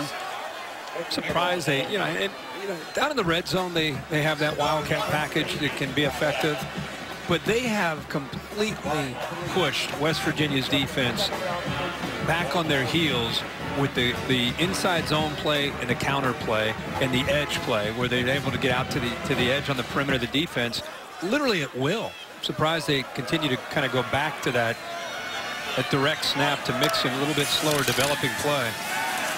Now Mayfield over the middle, incomplete. Or a slant into heavy traffic, and Meade took a shot, couldn't hold on. You touched on this earlier, and I agree with you. Last year, Oklahoma's receivers, kind of like the Smurfs. I mean, I love Sterling Shepard. I love him watching him now in the NFL, but he was undersized, and he and Westbrook both were undersized. You look at their group now with Meade at 6'5", and you have Andrews, who's at 6'5", the other freshman we've seen at 6'2" with Smallwood. I mean, it's a different group, different set of wide receivers that they have that try to get the football to. Geno Lewis, the Penn State. Exactly. Big guy. He has not gotten a catch yet tonight, and they fake it and hand it to Mixon, and he was hauled down for a short gain. Darian Howard, nose tackle there, makes the stop, and it's 4th down. So you wonder if Heisman voters will consider this just one of those games and where Mayfield wasn't going to get involved. It was a running kind of game. They got out to an early lead and not downgrade him for that. You see 41-7, and if you didn't see this game, you think, wow, Mayfield must have gone crazy again, and he just hasn't needed to. No. It's not anything that he did bad. It's just they've been able to run the football all night. Seibert gets it away. And it bounced around and rolled dead at about the 16-yard line. It'll huddle together in the upper deck. Whoa, Dave. Here they are. Oh. The Colorado Buffs knocking off number 22 Washington. Would say Colorado, huge home win. They are legit, bro. You should be proud. Offense is playing well. The defense has been chippy all year long and did it again today for Jim Leavitt. Crawford knocked down after One a more short game. gain. They covered the Wazoo receivers well. They hit hard. They tackled well. Well coached. They ran it. They threw it. They played. Yeah, they played smart in a big emotional home game. By the way, that was a really good offense that they went up against today. And all of a sudden, there's could be the first of two. Yeah. If they beat Utah at home next week, Colorado will win the Washington South. State wins the Apple Cup next Friday. Rematch for the Rose Bowl. Huh? Yeah. Say that again real slow. Exactly. Let's say that again. Washington State and Colorado could play for a chance at the Rose Bowl, the big Rose Bowl, the one in Pasadena. Yeah. Those mean nothing. Those cards, by the way, they give a shout out, and the Birkenstocks there, and then different stuff to keep the players loose. It means nothing. It helps Skylar Howard figure out where Dana Holgorsen is standing. I'd go with the Jennifer Garner play personally. If it only had meant something. There's an incomplete pass. Seriously, it just helps him find. What helps him? Looking over Jennifer Garner. The card overhead helps him locate Dana. He likes to, he didn't stand out there in the white. He stands back on the bench. And I got you. You know what I'm saying. Yeah, I got you. Just because there's no Herb Street play in that card, you get a little. Yeah, that's not cool at all. Well, it's been one of those nights. You can see Dana shaking the head. You get your team ready for this, and they come in all hyped up. After a great week of practice, he felt they were completely ready mentally and physically for this. And they got off to a bad start, and it got ugly pretty early. AT&T inside access. This is Baker Mayfield's other talent. He might be better at Halo than he is at quarterback. Halo's kind of a shooter, futuristic, military kind of game, and he claims to be one of the best in the world at Halo, where you can make money doing this. When you roll in with your own headphones like that with Halo, oh no, there's a lot of serious players. You're pretty much a baller, yeah. Take that pretty serious. He thinks he's by far the best on campus. He challenged every other. That means he's putting in quality time with Halo then. A lot of quality time. I think some Mark Andrews, his tight end, might be the second best on campus. But wow, he's got apparently enough time to master a very challenging video game as well as going to school and playing quarterback at a high level. They fake it to Mixon actually has the ball and is knocked down after a 4-yard gain. Baker Mayfield has improved so much this year. He always has brought that energy going back to last year, this offense, but Lincoln Riley telling us what an emphasis they put on this year with him in the pocket, making plays from the pocket, seeing coverage. And if you compare him to last year, where he's often scrambling and creating, he still can do that, but it's a totally different feel now with him in that pocket. He fires over their far side, and the catch is made by Geno Lewis. You mentioned him, the Penn State graduate transfer, and he moves to 6. See, his numbers are somewhat similar. Completion percentage a little bit higher, but what doesn't show up there is, like I said, he's I think just through reps and experience, knowledge, sees coverage, more comfortable in the pocket, but still has that playmaking ability, kind of that X factor. When everybody's covered, he's going to pull it down and create.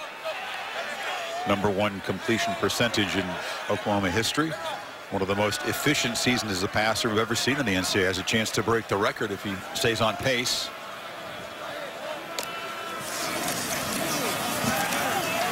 Mixon cannot get the edge this time. He's wrestled down right at the marker there by Maurice Fleming.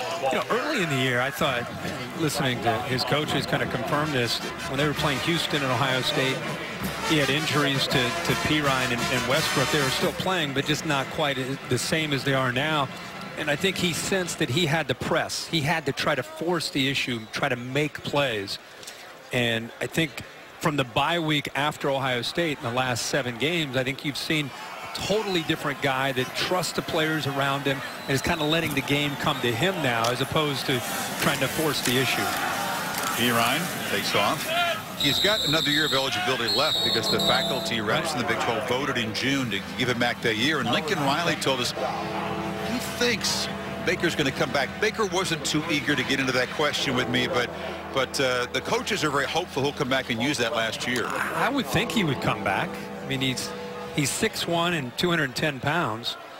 And not prototypical size, in other words. No, not necessarily. And they go to Columbus next year, and as young as this team is, it's another chance for the Sooners to have an outstanding football team. And why not come back for your senior year? He could turn pro, though, and go in the Halo circuit. Because you can make serious money. Yeah, that's a good point. Fair. Mayfield fires over the middle into traffic. A juggled interception. Rasul Douglas with his 7th pick of the season. The rest of the team has 4 combined. A terrific play. Mayfield trying to smile that one off. He is 6'2", 208 pounds, really long arms. This time he's in great position. See the length there? Able to get around Westbrook without interfering with him, knock the ball in the air, and then doesn't give up on it and ends up intercepting the football. As you said, his 7th of the year, just has natural ball skills, and a guy that's really worked hard to get to the point where he is now, junior college guy, now than his senior year. Went to Nassau College in Long Island, and here's a guy that he battled with grades. He had to work hard just to get academically eligible here, and he told me he was ready for the matchup with Westbrook. It hasn't really materialized, as Crawford again just takes off and bolts in the open field, and Justin Crawford rumbling down one more time into the red zone. An absolutely monstrous night in defeat for Crawford. He's going to get 300 yards at this rate. Chris, look at these linebackers just completely take themselves out of the play. you had Hunter and Beal, and it was almost like they had a blindfold on. They didn't find the ball carrier at all. It was an easy play for Crawford. You got 45 yards. Now they pitch it to Gibson on the near side. And yes, he did fumble down inside the 5, but 274 rushing yards with a quarter and 4 minutes to play.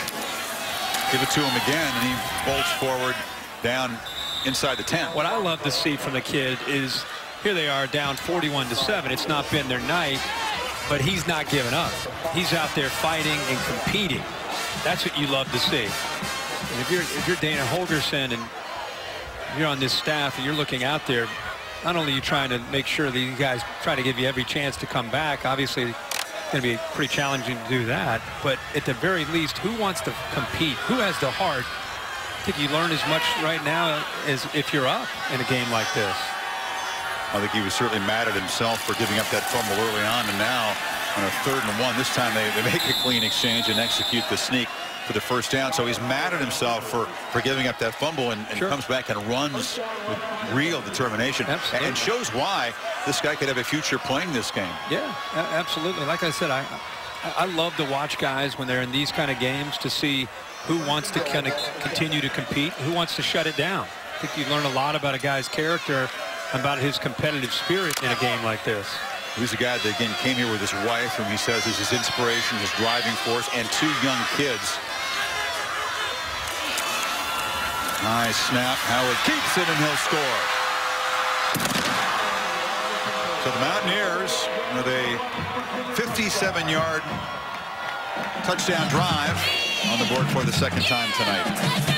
So they take advantage of the interception by Douglas. Put 6 points up on the board. Scored just a minute 37.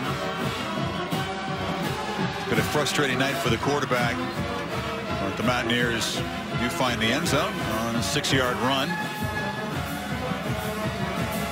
13th career rushing touchdown for Howard. So Douglas, cornerback, a very athletic interception, and he's making a case for All-American status. You got 7 picks as a corner. You're in the conversation. Juggling catch sets up the touchdown drive. Howard takes it himself. 41-14. Drive of the game. Mike Faithful to Jordan Lastly for the 56-yard score. Bruins on the board first. 7-0 on ESPN. Chris Irby, back to you. Cassidy, thank you. Big 12 country. The Sooners in control. We'll talk about the race in the Big Ten East momentarily, which will come down to 2 ball games on the final weekend. One, of course, in Columbus, where we'll be at noon Eastern time, and one in Happy Valley, where the Lions will host the Spartans.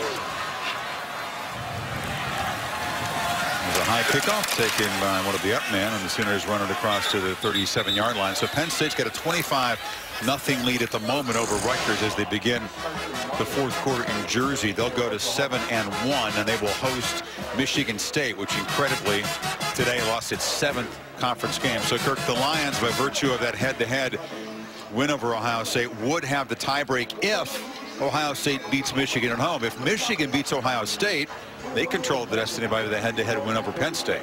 But be careful of assuming anything always in college football, but careful of Penn State, just an assumption they'll beat Michigan State. I think it depends on if the Spartans show up and play with some energy. If they play the way they did against Ohio State today and Michigan a few weeks ago, they'll be in that football game with Penn State. But you make a good point. After really selling out at home today and going for a 2-point conversion in the lead, right? Antonio Gamble tried to take the lead there late in the game. The pass was intercepted on the 2-point try, and they never got close after that. So now they got to go on the road. That's my point. Will they shut it down? That's my point. How much gas do they have left in the tank? Not only the loss today, but the kind of season that they have had to endure. Right, and the way they lost. Yeah. D-Ryan stutter steps. He'll be stopped short of the marker. The interesting thing is, you know, Ohio State, Michigan kicks off 3.5 hours before that game at Penn State. So let's say Ohio State wins. They will not know whether they win the division until the result of that game in East Lansing, excuse me, in Happy Valley. But Ohio State fans, let's say they do beat Michigan, may have mixed emotions. Do you want to win the division? Do you want to go to Indy and play for a conference championship? Or do you just take your playoff bid sitting there as a non-division winner, not have to play Wisconsin or somebody? Yeah.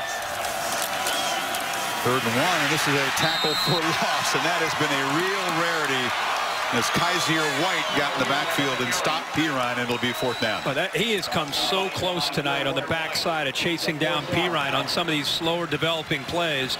And this time he got a great jump off the ball and was able to get to him, this time short of the 1st down. That might be one of the only times we've seen an Oklahoma ball carrier stop behind the line tonight. They've been chasing him from the backside all night, and they just have been just a step or two slow, a little bit delayed, and this time he just timed it up perfectly.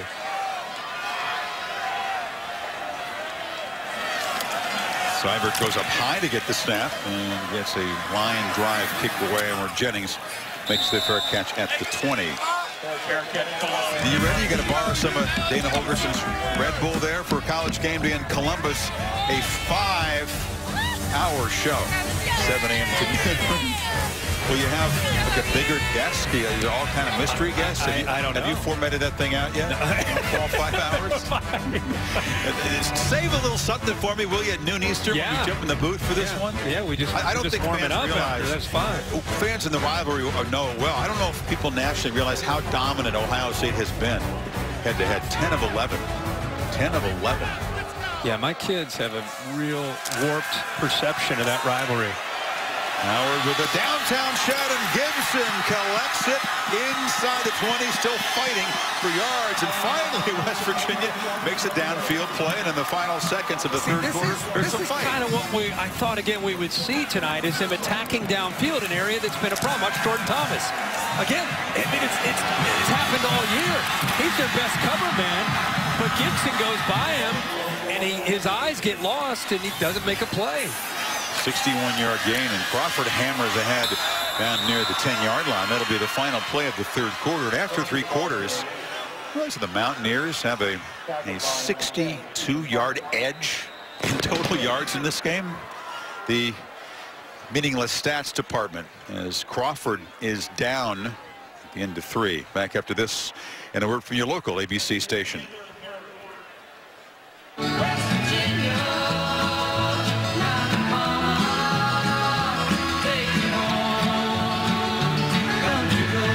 His run for 284 yards, dealing with some cramps on a cold evening. He was drinking some Gatorade there, getting stretched out. He's helped off, not in the backfield at the moment, as the Mountaineers begin the final quarter with a 2nd and 4 in scoring position. And it's a keeper without the go-to running back in there, and they lost Kennedy McCoy, remember, on the first carry of the game, so they're very thin at that position. Russell Shell we have not seen tonight. He's one of their physical backs. He's not quite healthy yet. Nice play there by Caleb Kelly, who is a highly touted 5-star linebacker out of California. So again, following the fullback and scoring his 2nd touchdown tonight is Skyler Howard. A little more pep in his step now as the Mountaineers begin to make this a lot more respectable. Yeah, the linebackers here again are one of them's occupied here by the guard. He takes himself out, and there's nobody left to make a play here. Nice job of a nice cut back there by Howard. Again, he does enough with his feet that make you have to respect that. Hasn't had a great night throwing the football, but he's made a few plays with his feet. The 2nd touchdown of the night on the ground. Interesting, Holgerson told me that although Howard is a quiet guy, there's a lot churning inside, and the way that they get energy out is, he says, I'll fight with him. I'll just start arguing with him before the game, and it helps me get some energy out. I get his energy out. Somehow it works. Howard, his 2nd rushing touchdown, and West Virginia has now gained 467 yards. So the college football playoff. I'd say about 75% of West Virginia's fans bailed out, but the ones who are still here were on their feet cheering the effort of this team. They've gotten a couple of touchdowns closer after halftime here. 14-7 edge in the 2nd half for West Virginia. It's a 20-point game. More bizarre things have happened. Oh, yeah. And the kickoff is taken by Mixon. One of the up men here. He hurdles free and is knocked down at near the 40. We talked a lot about the Buckeyes and the Wolverines next weekend. Of course, both teams were upset on the road. Penn State with that pass rush and that field goal return for a touchdown got them 24-21. And then Michigan last week beaten on a walk-off field goal in Iowa.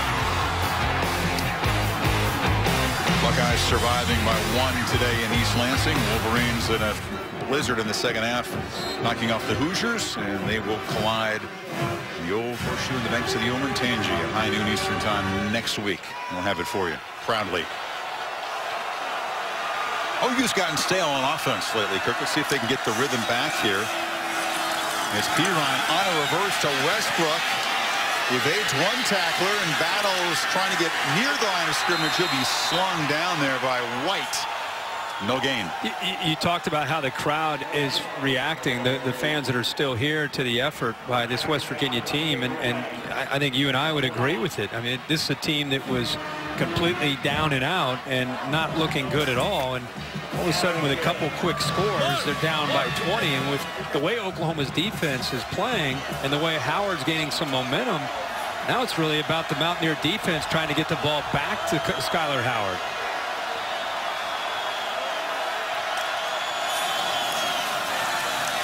Mayfield rolls out, took a peek downfield, nobody there, and now he'll run for his life and take a big hit. Ball comes out, goes out of bounds.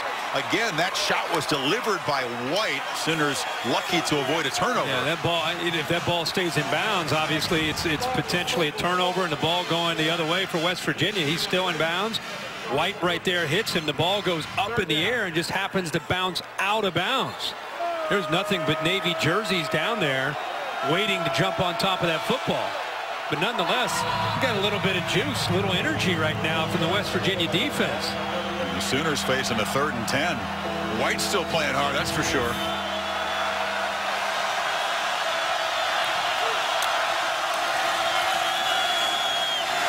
Mayfield from the pocket flips it over the middle, and Perine makes the catch and lost the ball. They're going to say, they're going to spot him down. They're going to spot him down back near the marker. It's going to be, I think, a little bit short.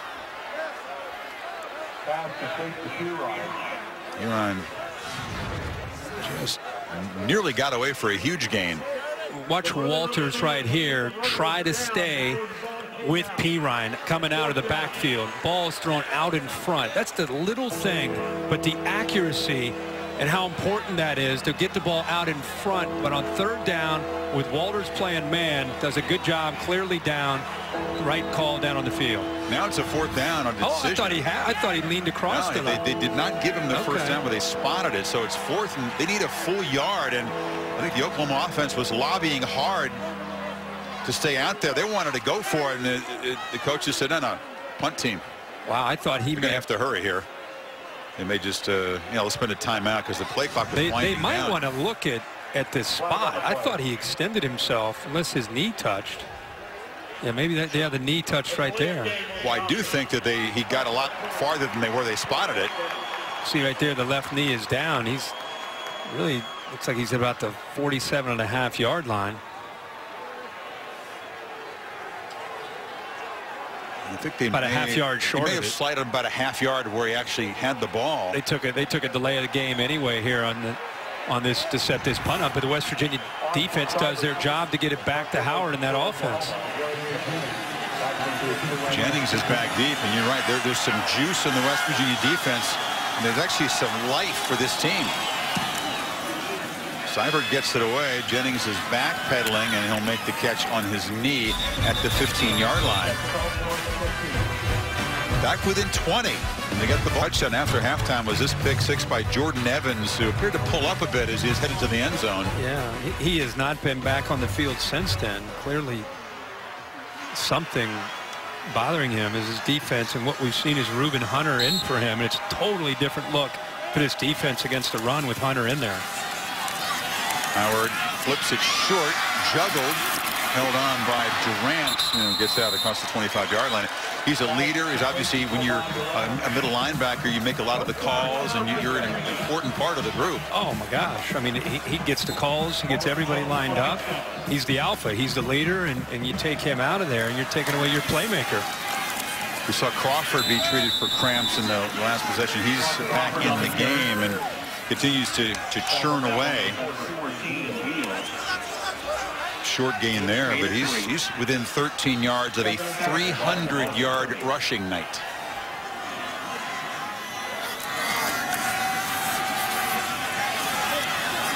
Howard took a peek, and now he'll just take off and slide. He did slide short of the marker about a couple of yards. It'll be third down.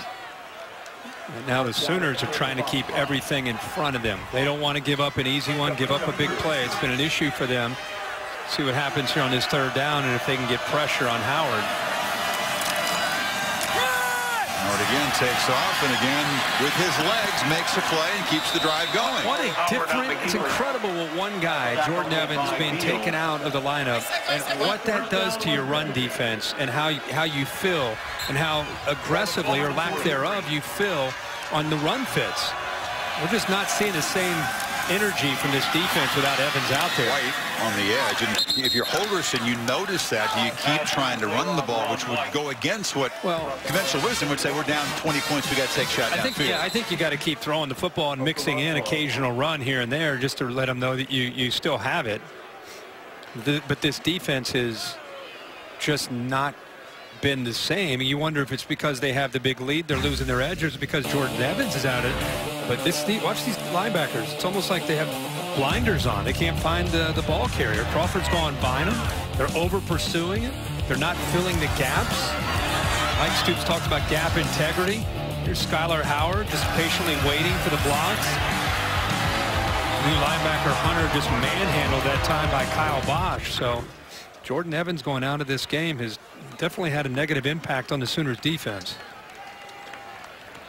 Sooner defense that's been unbelievably riddled by injuries. We talked about Charles Walker's retirement from college football to get ready for the draft, concerns about concussions. Matt Diamond's had some personal issues. He's not in there. They lost Micaiah Quick, one of their better corners. Against Texas, he was out, and numerous other injuries to other reserve players. Evans is not a guy they can afford to have out, and just being helped off the field there is Okoronkwo. So, and he's been a key guy in this defense. So it continues to get thinner and thinner. And this was kind of a young defense as far as leadership was concerned coming into this year. They lost most of their alphas and guys that were around for 2 or 3 years as starters. They lost 6 guys. So, and then the guys that have returned have been beat up, and a few of them have been removed from the team. Howard has plenty of time, whips it downfield for Gibson, and a flag for interference. Jordan Thomas running with him, got there a little too early. Not only early, his left hand got engaged with the shoulder pad and just kept Gibson from getting to the football. Watch his left hand come over top. Pass interference by number 7 of the defense. There. Grabs on it. Almost looks like they do the side of the helmet, maybe. Right there. Comes right over the top of him. Definitely interferes. And West Virginia moving into Oklahoma territory here. You made a good point, though. The number of big shots, the pass plays, the problems with the secondary they've had. No lead is a guarantee. No. And I was thinking when they got the ball to start this drive, I'm thinking if they can score by about the 9-minute mark, that's a pretty good goal for them. Maybe they get in even before that. Howard again takes off. That time they're ready for it, and he's dragged down by Emmanuel Beal, the junior linebacker. Especially with Evans down, Beal's got to make plays. He'll come from our right, just chases Howard down from behind. Rangy, athletic, actually grew up in Columbus, went the junior college route, and now making plays in this defense. And with Evans down, needs to have more of an impact. Top tackler tonight with 8. Howard from the pocket again, launches downfield. White's open. Touchdown, Mountaineers. This is getting real interesting now.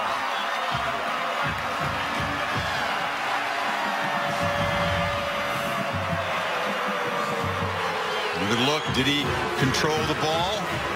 Terrific layout. Good catch. Definitely a catch. Great effort to lay out and make the play, and a really well-designed play for West Virginia. See, Howard has that ability. He can make that throw downfield. We keep talking about it against this Oklahoma secondary. Keep taking your shots. That was against the true freshman, Jordan Parker. Big brother Kevin, of course, the former Mountaineer, first-round draft pick of the Bears, no doubt looking in, proud of that play. Got two younger brothers. You got Karan and you got Kazir, who's the linebacker, has been making impact plays on defense tonight. Yeah, absolutely. Watch this well-designed play, and it really opens up the post. They're going to work to the middle here, and then here's the post here behind it. Watch how this opens up. The inside receiver, Shorts, takes the safety with him, opens up the middle of the field. He lays it out and away from the freshman Parker, where only White can extend to make the play and a touchdown. Hey, honey. You remember to lock the Buick, right? This came on that Jordan Evans pick 6. The Mountaineers, meanwhile, have scored touchdowns on the last 3 possessions. And Kirk, with about 18 minutes of football left, it was 41-7. With about 10 minutes to play now, it's a 13-point game. They get a stop here, and things start to get really interesting. Now some hesitation as Mixon eventually receives the kickoff, and after a little confusion makes a nice return to the 35-yard line. Our Pacific Life game summary showing you this scoreline, and the Mountaineers given up for dead, abandoned by almost all of their fans here. Only seeming like 10,000 maybe in the ballpark. But Crawford running, Howard a couple touchdown runs, and a long touchdown pass just a moment ago. 13-point game. How does Lincoln Riley start to attack? These two backs that were so dominant in the first half, 20 yards in the second half. That's it.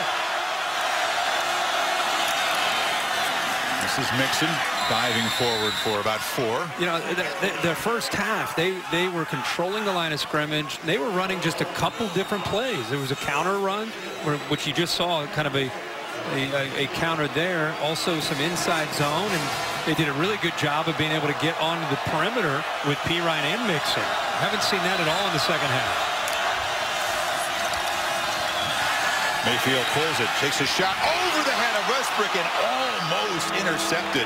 It was at the feet of Jeremy Tyler. Third down. Justin Arndt, the linebacker, closing in on Baker Mayfield, may have caused him to throw this ball high. You could see him kind of falling off of the throw as he was delivering the football. The route was great. He sat in the open spot in the zone. Nice soft spot, wide open. But credit the rush of the linebacker Arndt that time of maybe affecting the accuracy of the throw from Baker Mayfield. And the Mountaineers could get the football back right here. Down just 13. They come after Mayfield, who backpedals and delivers into traffic. It's a first down strike. They finally involved Mark Andrews, the fine sophomore tight end. We talked about Baker Mayfield's growth as a quarterback. In the pocket, third down, crucial moment in the game, makes the throw from right there in the pocket. And now they run tempo. That was a huge play the way this game has gone the last 10 minutes. Not to mention how he missed a wide open receiver on second down. Lincoln Riley goes right back to his guy, trusts him to make the right read and to make an accurate throw, and he delivers there on a big third down. Andrews is often an important part of this passing game. A big, tall tight end. His first reception tonight.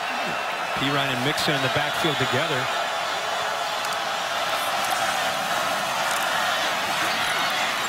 Mixon breaks a tackle, stiff arm, and the Sooners finally have the running game going again down near the 30-yard line. What I love about that is there are no tendencies. They could run right, they could run left. This time they run it to the left. Perine this time is a lead blocker on the counter play, but they can run that just as easily to the left. Sometimes when there's just a one back, there's some tendencies based on whether he's lined up to the right of the quarterback or to the left. With both of them back there, they're calling their play based more on the formation of the defense and where their strength of the defense and the weakness. So Mayfield keeps it. Gets a block on the edge and slides down at the 30. Takes a shot after he was sliding. No flag. It may have been a broken play. Looked like it. He put the ball out there to Perine, and nobody was there. He decides just to keep it himself and take off. Pretty good effort there by Walters to lay off. He started to come in, and then looks like he tried to pull back instead of coming in hard. Mayfield wanted the flag, but didn't appear to warrant it. Mixon is the lone back now.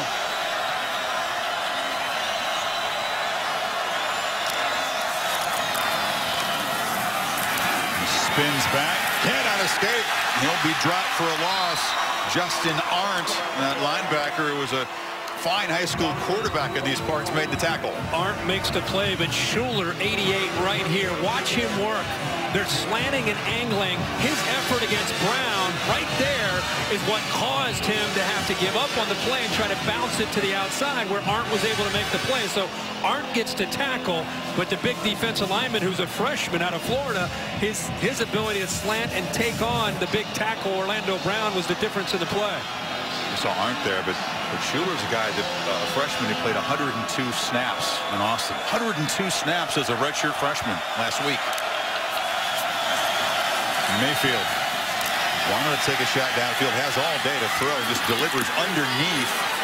And the catch is made by Geno Lewis, and he fights down inside the 15-yard line. Boy, this gives you a great look at an experienced receiver just sitting right where he needs to and not panicking. Look out to your left, right out here. Look how he just waits and waits and just kind of sits there in the hole. And eventually, because of the protection up front, Baker Mayfield is able to locate the transfer from Penn State for a big first down. Another conversion. Lewis is a guy that had 90 career catches for the Lions. So a welcome addition to this receiving corps. He kind of emerges the number 2 guy behind Westbrook. Perine in the game. He barrels ahead. Talked about those 2 tailbacks, Kirk. It's been very democratic tonight. Perine had 27 carries. Mixon's had 24 carries. 135 and 147 respectively. Yeah, that's the beauty, though, of having these two together, healthy, and taking some of the wear and tear off of one another. This drive right now, talk about trying to answer, not only get points, but they've already worked over 4 minutes off the clock after not picking up many first downs at all here in this second half. Mayfield on the blitz, goes end zone, jump ball incomplete. That was Meade, and now a flag comes out. He was battling Fleming there. Yeah, Fleming, who transferred from Iowa, was a nickelback for the Hawkeyes last year. That time, we keep talking about defensive backs not finding the ball. Fleming did not get his head turned around and have a chance to make a play on the ball, and he was engaged with the receiver. Pass interference by number 24 of the defense. The ball will be placed at the 2-yard line. First down. And he's pushing and shoving, and if he had his head turned around, he's okay, but look at his head. He does not get his head turned around. It's pass interference. Good tug at the jersey. Our progressive pylon cam gives you another angle of it. There's the beauty of having a bigger receiver at 6'5". I mean, he threw that ball almost up to the lights, knowing that the big guy could go up and make a play at 6'5". First and goal at the 2. Now Westbrook in motion, but it's Perine stutter stepping, trying to crawl and extend the ball. Almost spot him just short. He tried to crawl in there. His knee was down before he did get in there. It's a lot of action in that backfield with the jet sweep. He's down right there. They're going to scoot and scunch across the line. 11th play in this drive coming up. See if they feed Perine again, looking for the touchdown hat trick tonight. Mayfield on the sneak, trying to get a shove. No, he's short. He didn't get there. The 3rd down.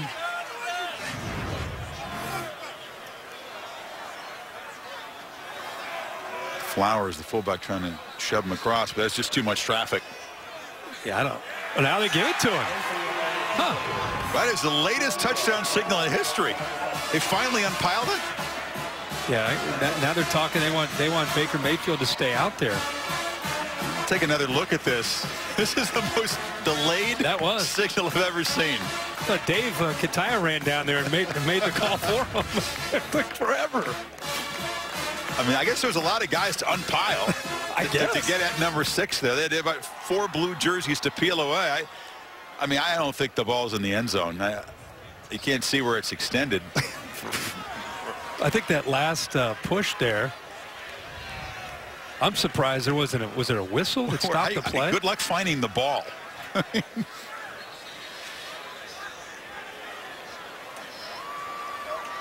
I don't know what you could see, Dave, that would overturn the call on the field a touchdown. They'll try to find something. The ruling on the field was a touchdown. The previous play is under further review. Dave, this is all you, buddy. Yeah, okay.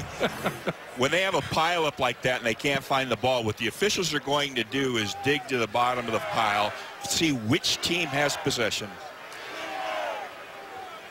And he's going to look at it and dig the bottom. And also, you can't see if the runner's actually down or if he's on bodies. I guess my question would be, wasn't there forward progress or wasn't there whistles blown to indicate that the play was over? They looked like they were in a pile for 7 or 8 seconds. See if we hear a whistle.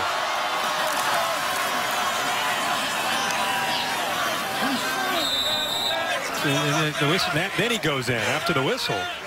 I mean, yes, he might have been on bodies, but about 8 seconds later, he finally lunges across the goal line. It was tough when to the see whistle blew, he wasn't anywhere close to the goal line. So they could do a replay review, Dave, involving the audio and the timing of the whistle as well.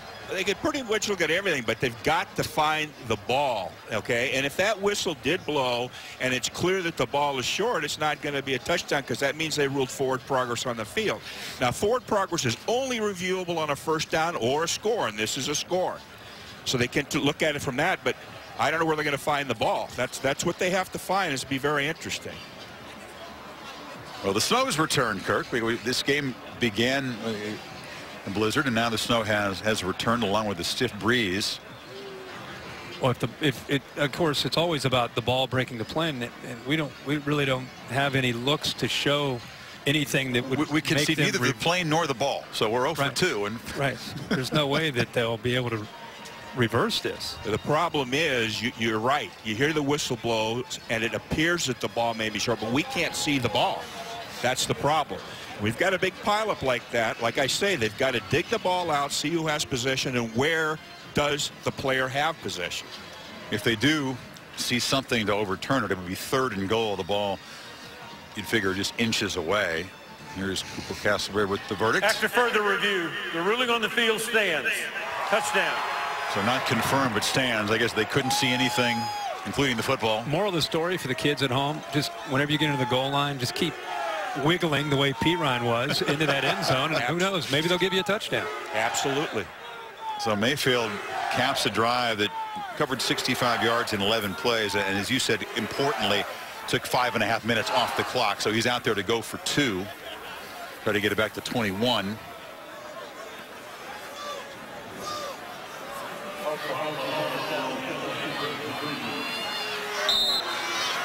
And they did sort of get back, as you suggested. They got back on that drive to what was working earlier, the bread and butter plays. Yep. Westbrook in motion. Mayfield keeps it, fires end zone, and Andrews collects the 2-point conversion as he comes across and beats Avery, the safety. And it is back to a 21-point lead with 4:37 to play as the Sooners try to finally salt this one away. The Mountaineers putting up a fight. Here's a 2-point play again. And as Mayfield catches the snowflakes, 16 straight now, true road games, 30-plus points. They're going to win their 11th straight true road game and their 15th straight Big 12 game. That's impressive stuff. It is. It is. And I'm anxious to see how the committee, after this weekend's games, with the Louisville loss, with some of the things that happened the rest of the weekend, what this win tonight will mean is Oklahoma is sitting at 9, and everybody's saying that they wanted to see an impressive win on their resume. Well, what will this win do? Matt Romar struggling there. That's the last thing they need is another injury to a defensive lineman. He's already been battling an injury and missed 4 games this year. Here's your rankings, Kirk, and again, not much carnage above them today to add to Louisville's loss on Thursday, but Oklahoma's still very much in the mix. Absolutely, and you know, you look at Louisville out. Washington still has Washington State Friday, day after Thanksgiving. Wisconsin and Penn State potentially could play each other in a Big Ten championship game, and there's Oklahoma. And we're just sitting right there at number 9. More than likely will move up into the top 8 this week coming up on Tuesday night. They have a bye week, as the Cowboys do, before Bedlam in Norman in a couple of weeks. That'll be a shootout. Howard fires far side, incomplete. You know, Oklahoma has never had a chance to play for a Big 12 championship on its own field. They won the Big 8 many times over the years with those collisions with Nebraska, but of course the Big 12 championship game was a neutral site, and the Sooners will have a chance to do something they haven't done before, which is win a conference on their home field, at least in the Big 12. Howard run down and tackled across the 35-yard line. Oklahoma State's playing at a very high level. They went to Fort Worth today, took care of business. Sure. Good defensive performance. Mason Rudolph having a really good year. Has James Washington, a lot of weapons on the outside. They will challenge Bob Stoops' secondary, maybe more than anybody has all year. And they'll go for their 10th Big 12 title. That would be more than all the other current members have combined. And Howard will be sacked. Great coverage downfield. And that will turn it back over. Go back, you know, real quick, my thought on how it potentially turns out.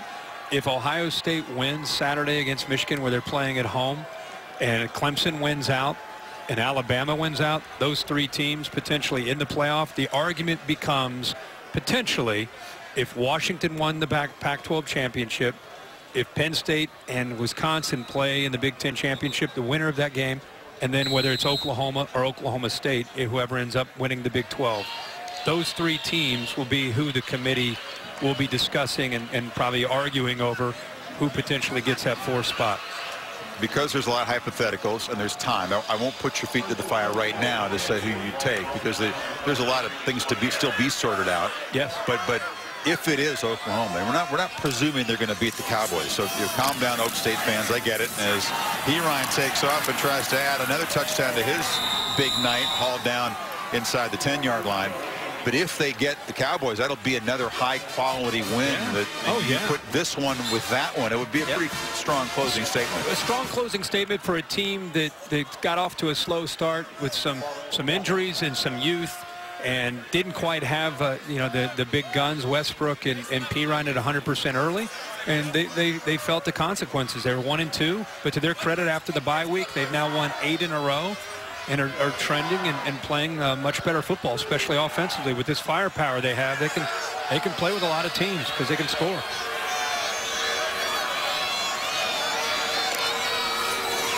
Mayfield didn't handle it cleanly. Hands it off to Perine. There's no taking of the knee here as the Sooners try for another touchdown. Talked about that reveal of the playoff top 25 rankings presented by PlayStation over on ESPN at 7 Eastern time. And besides the reveal of the top 4, which is not likely to change, frankly, there'll be a discussion of the kind of issues you're bringing up, like the what ifs and the looking aheads, and what will the arguments be if this happens and that happens. Right, exactly. Which is, that's part of the fun. Yeah. It's been a crazy night here. Again, there was a near brawl midfield in the warm-up.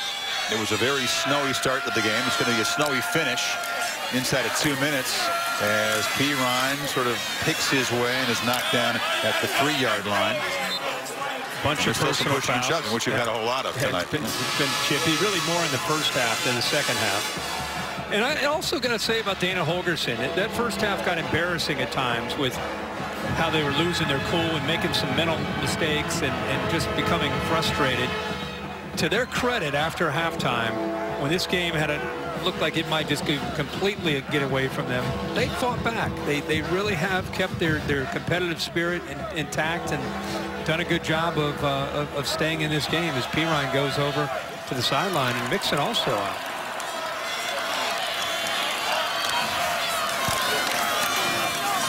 So with the top two tailbacks out, Abdul Adams, the true freshman, gets a carry, and he gets knocked down at the 1-yard line.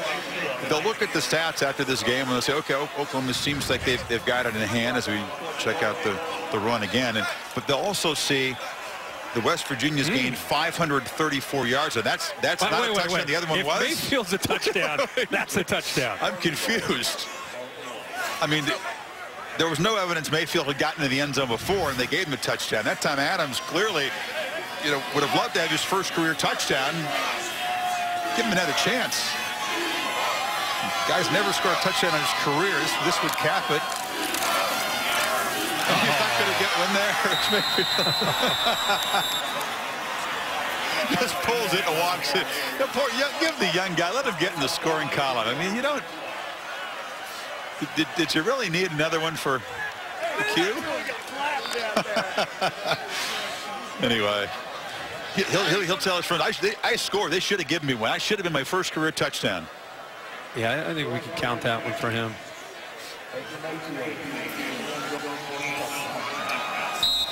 So now Sauber into at it. Cassidy Hubbard awaiting the board wrap-up show.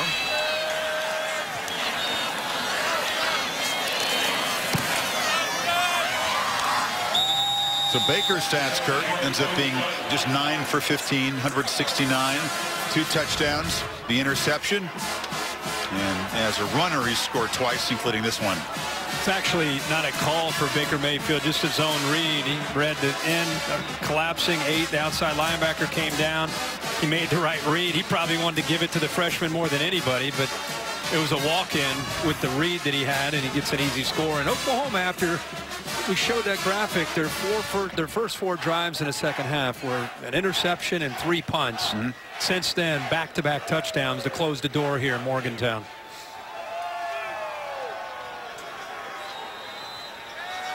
In the end, it's going to be a 4-touchdown margin, which it was for much of this game before the Mountaineers climbed back within 13.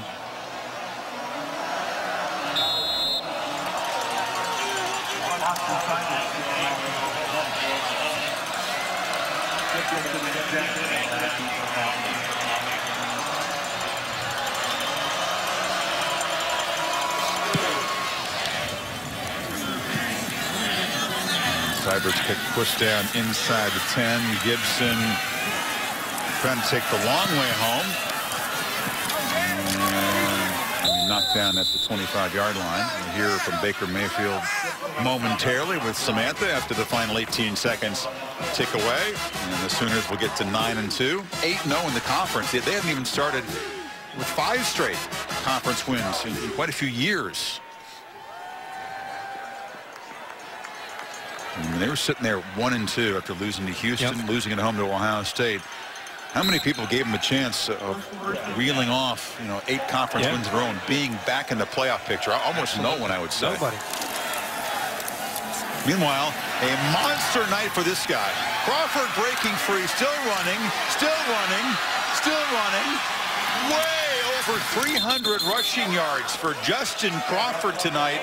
Finally run out with 6 seconds to go at the 28th. There's a flag down as well, very late in the play. We'll see if the entire run stands.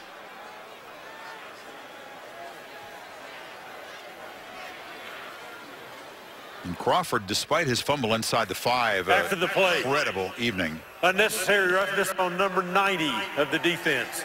The penalty's half the distance to the goal, and it's first down. They got Gallimore, so the rush will stand, and Crawford has carried it 24 times for 331 yards, almost 14 yards a carry. If nothing else you take away from this game is, you have a guy you can is a catalyst for West Virginia, a guy you can really build around, not just because of his numbers that he put up, but because of the attitude that Crawford runs with, and the way this game got away from them. He did not give up. If anything, he played harder when they were in that big hole. Now we're spinning away. What's going to be the final play of the game? He fires it over the end zone. 3rd most rushing yards ever, by the way, for a Mountaineer. Tavon Austin has the record. Did it against Oklahoma. The Sooners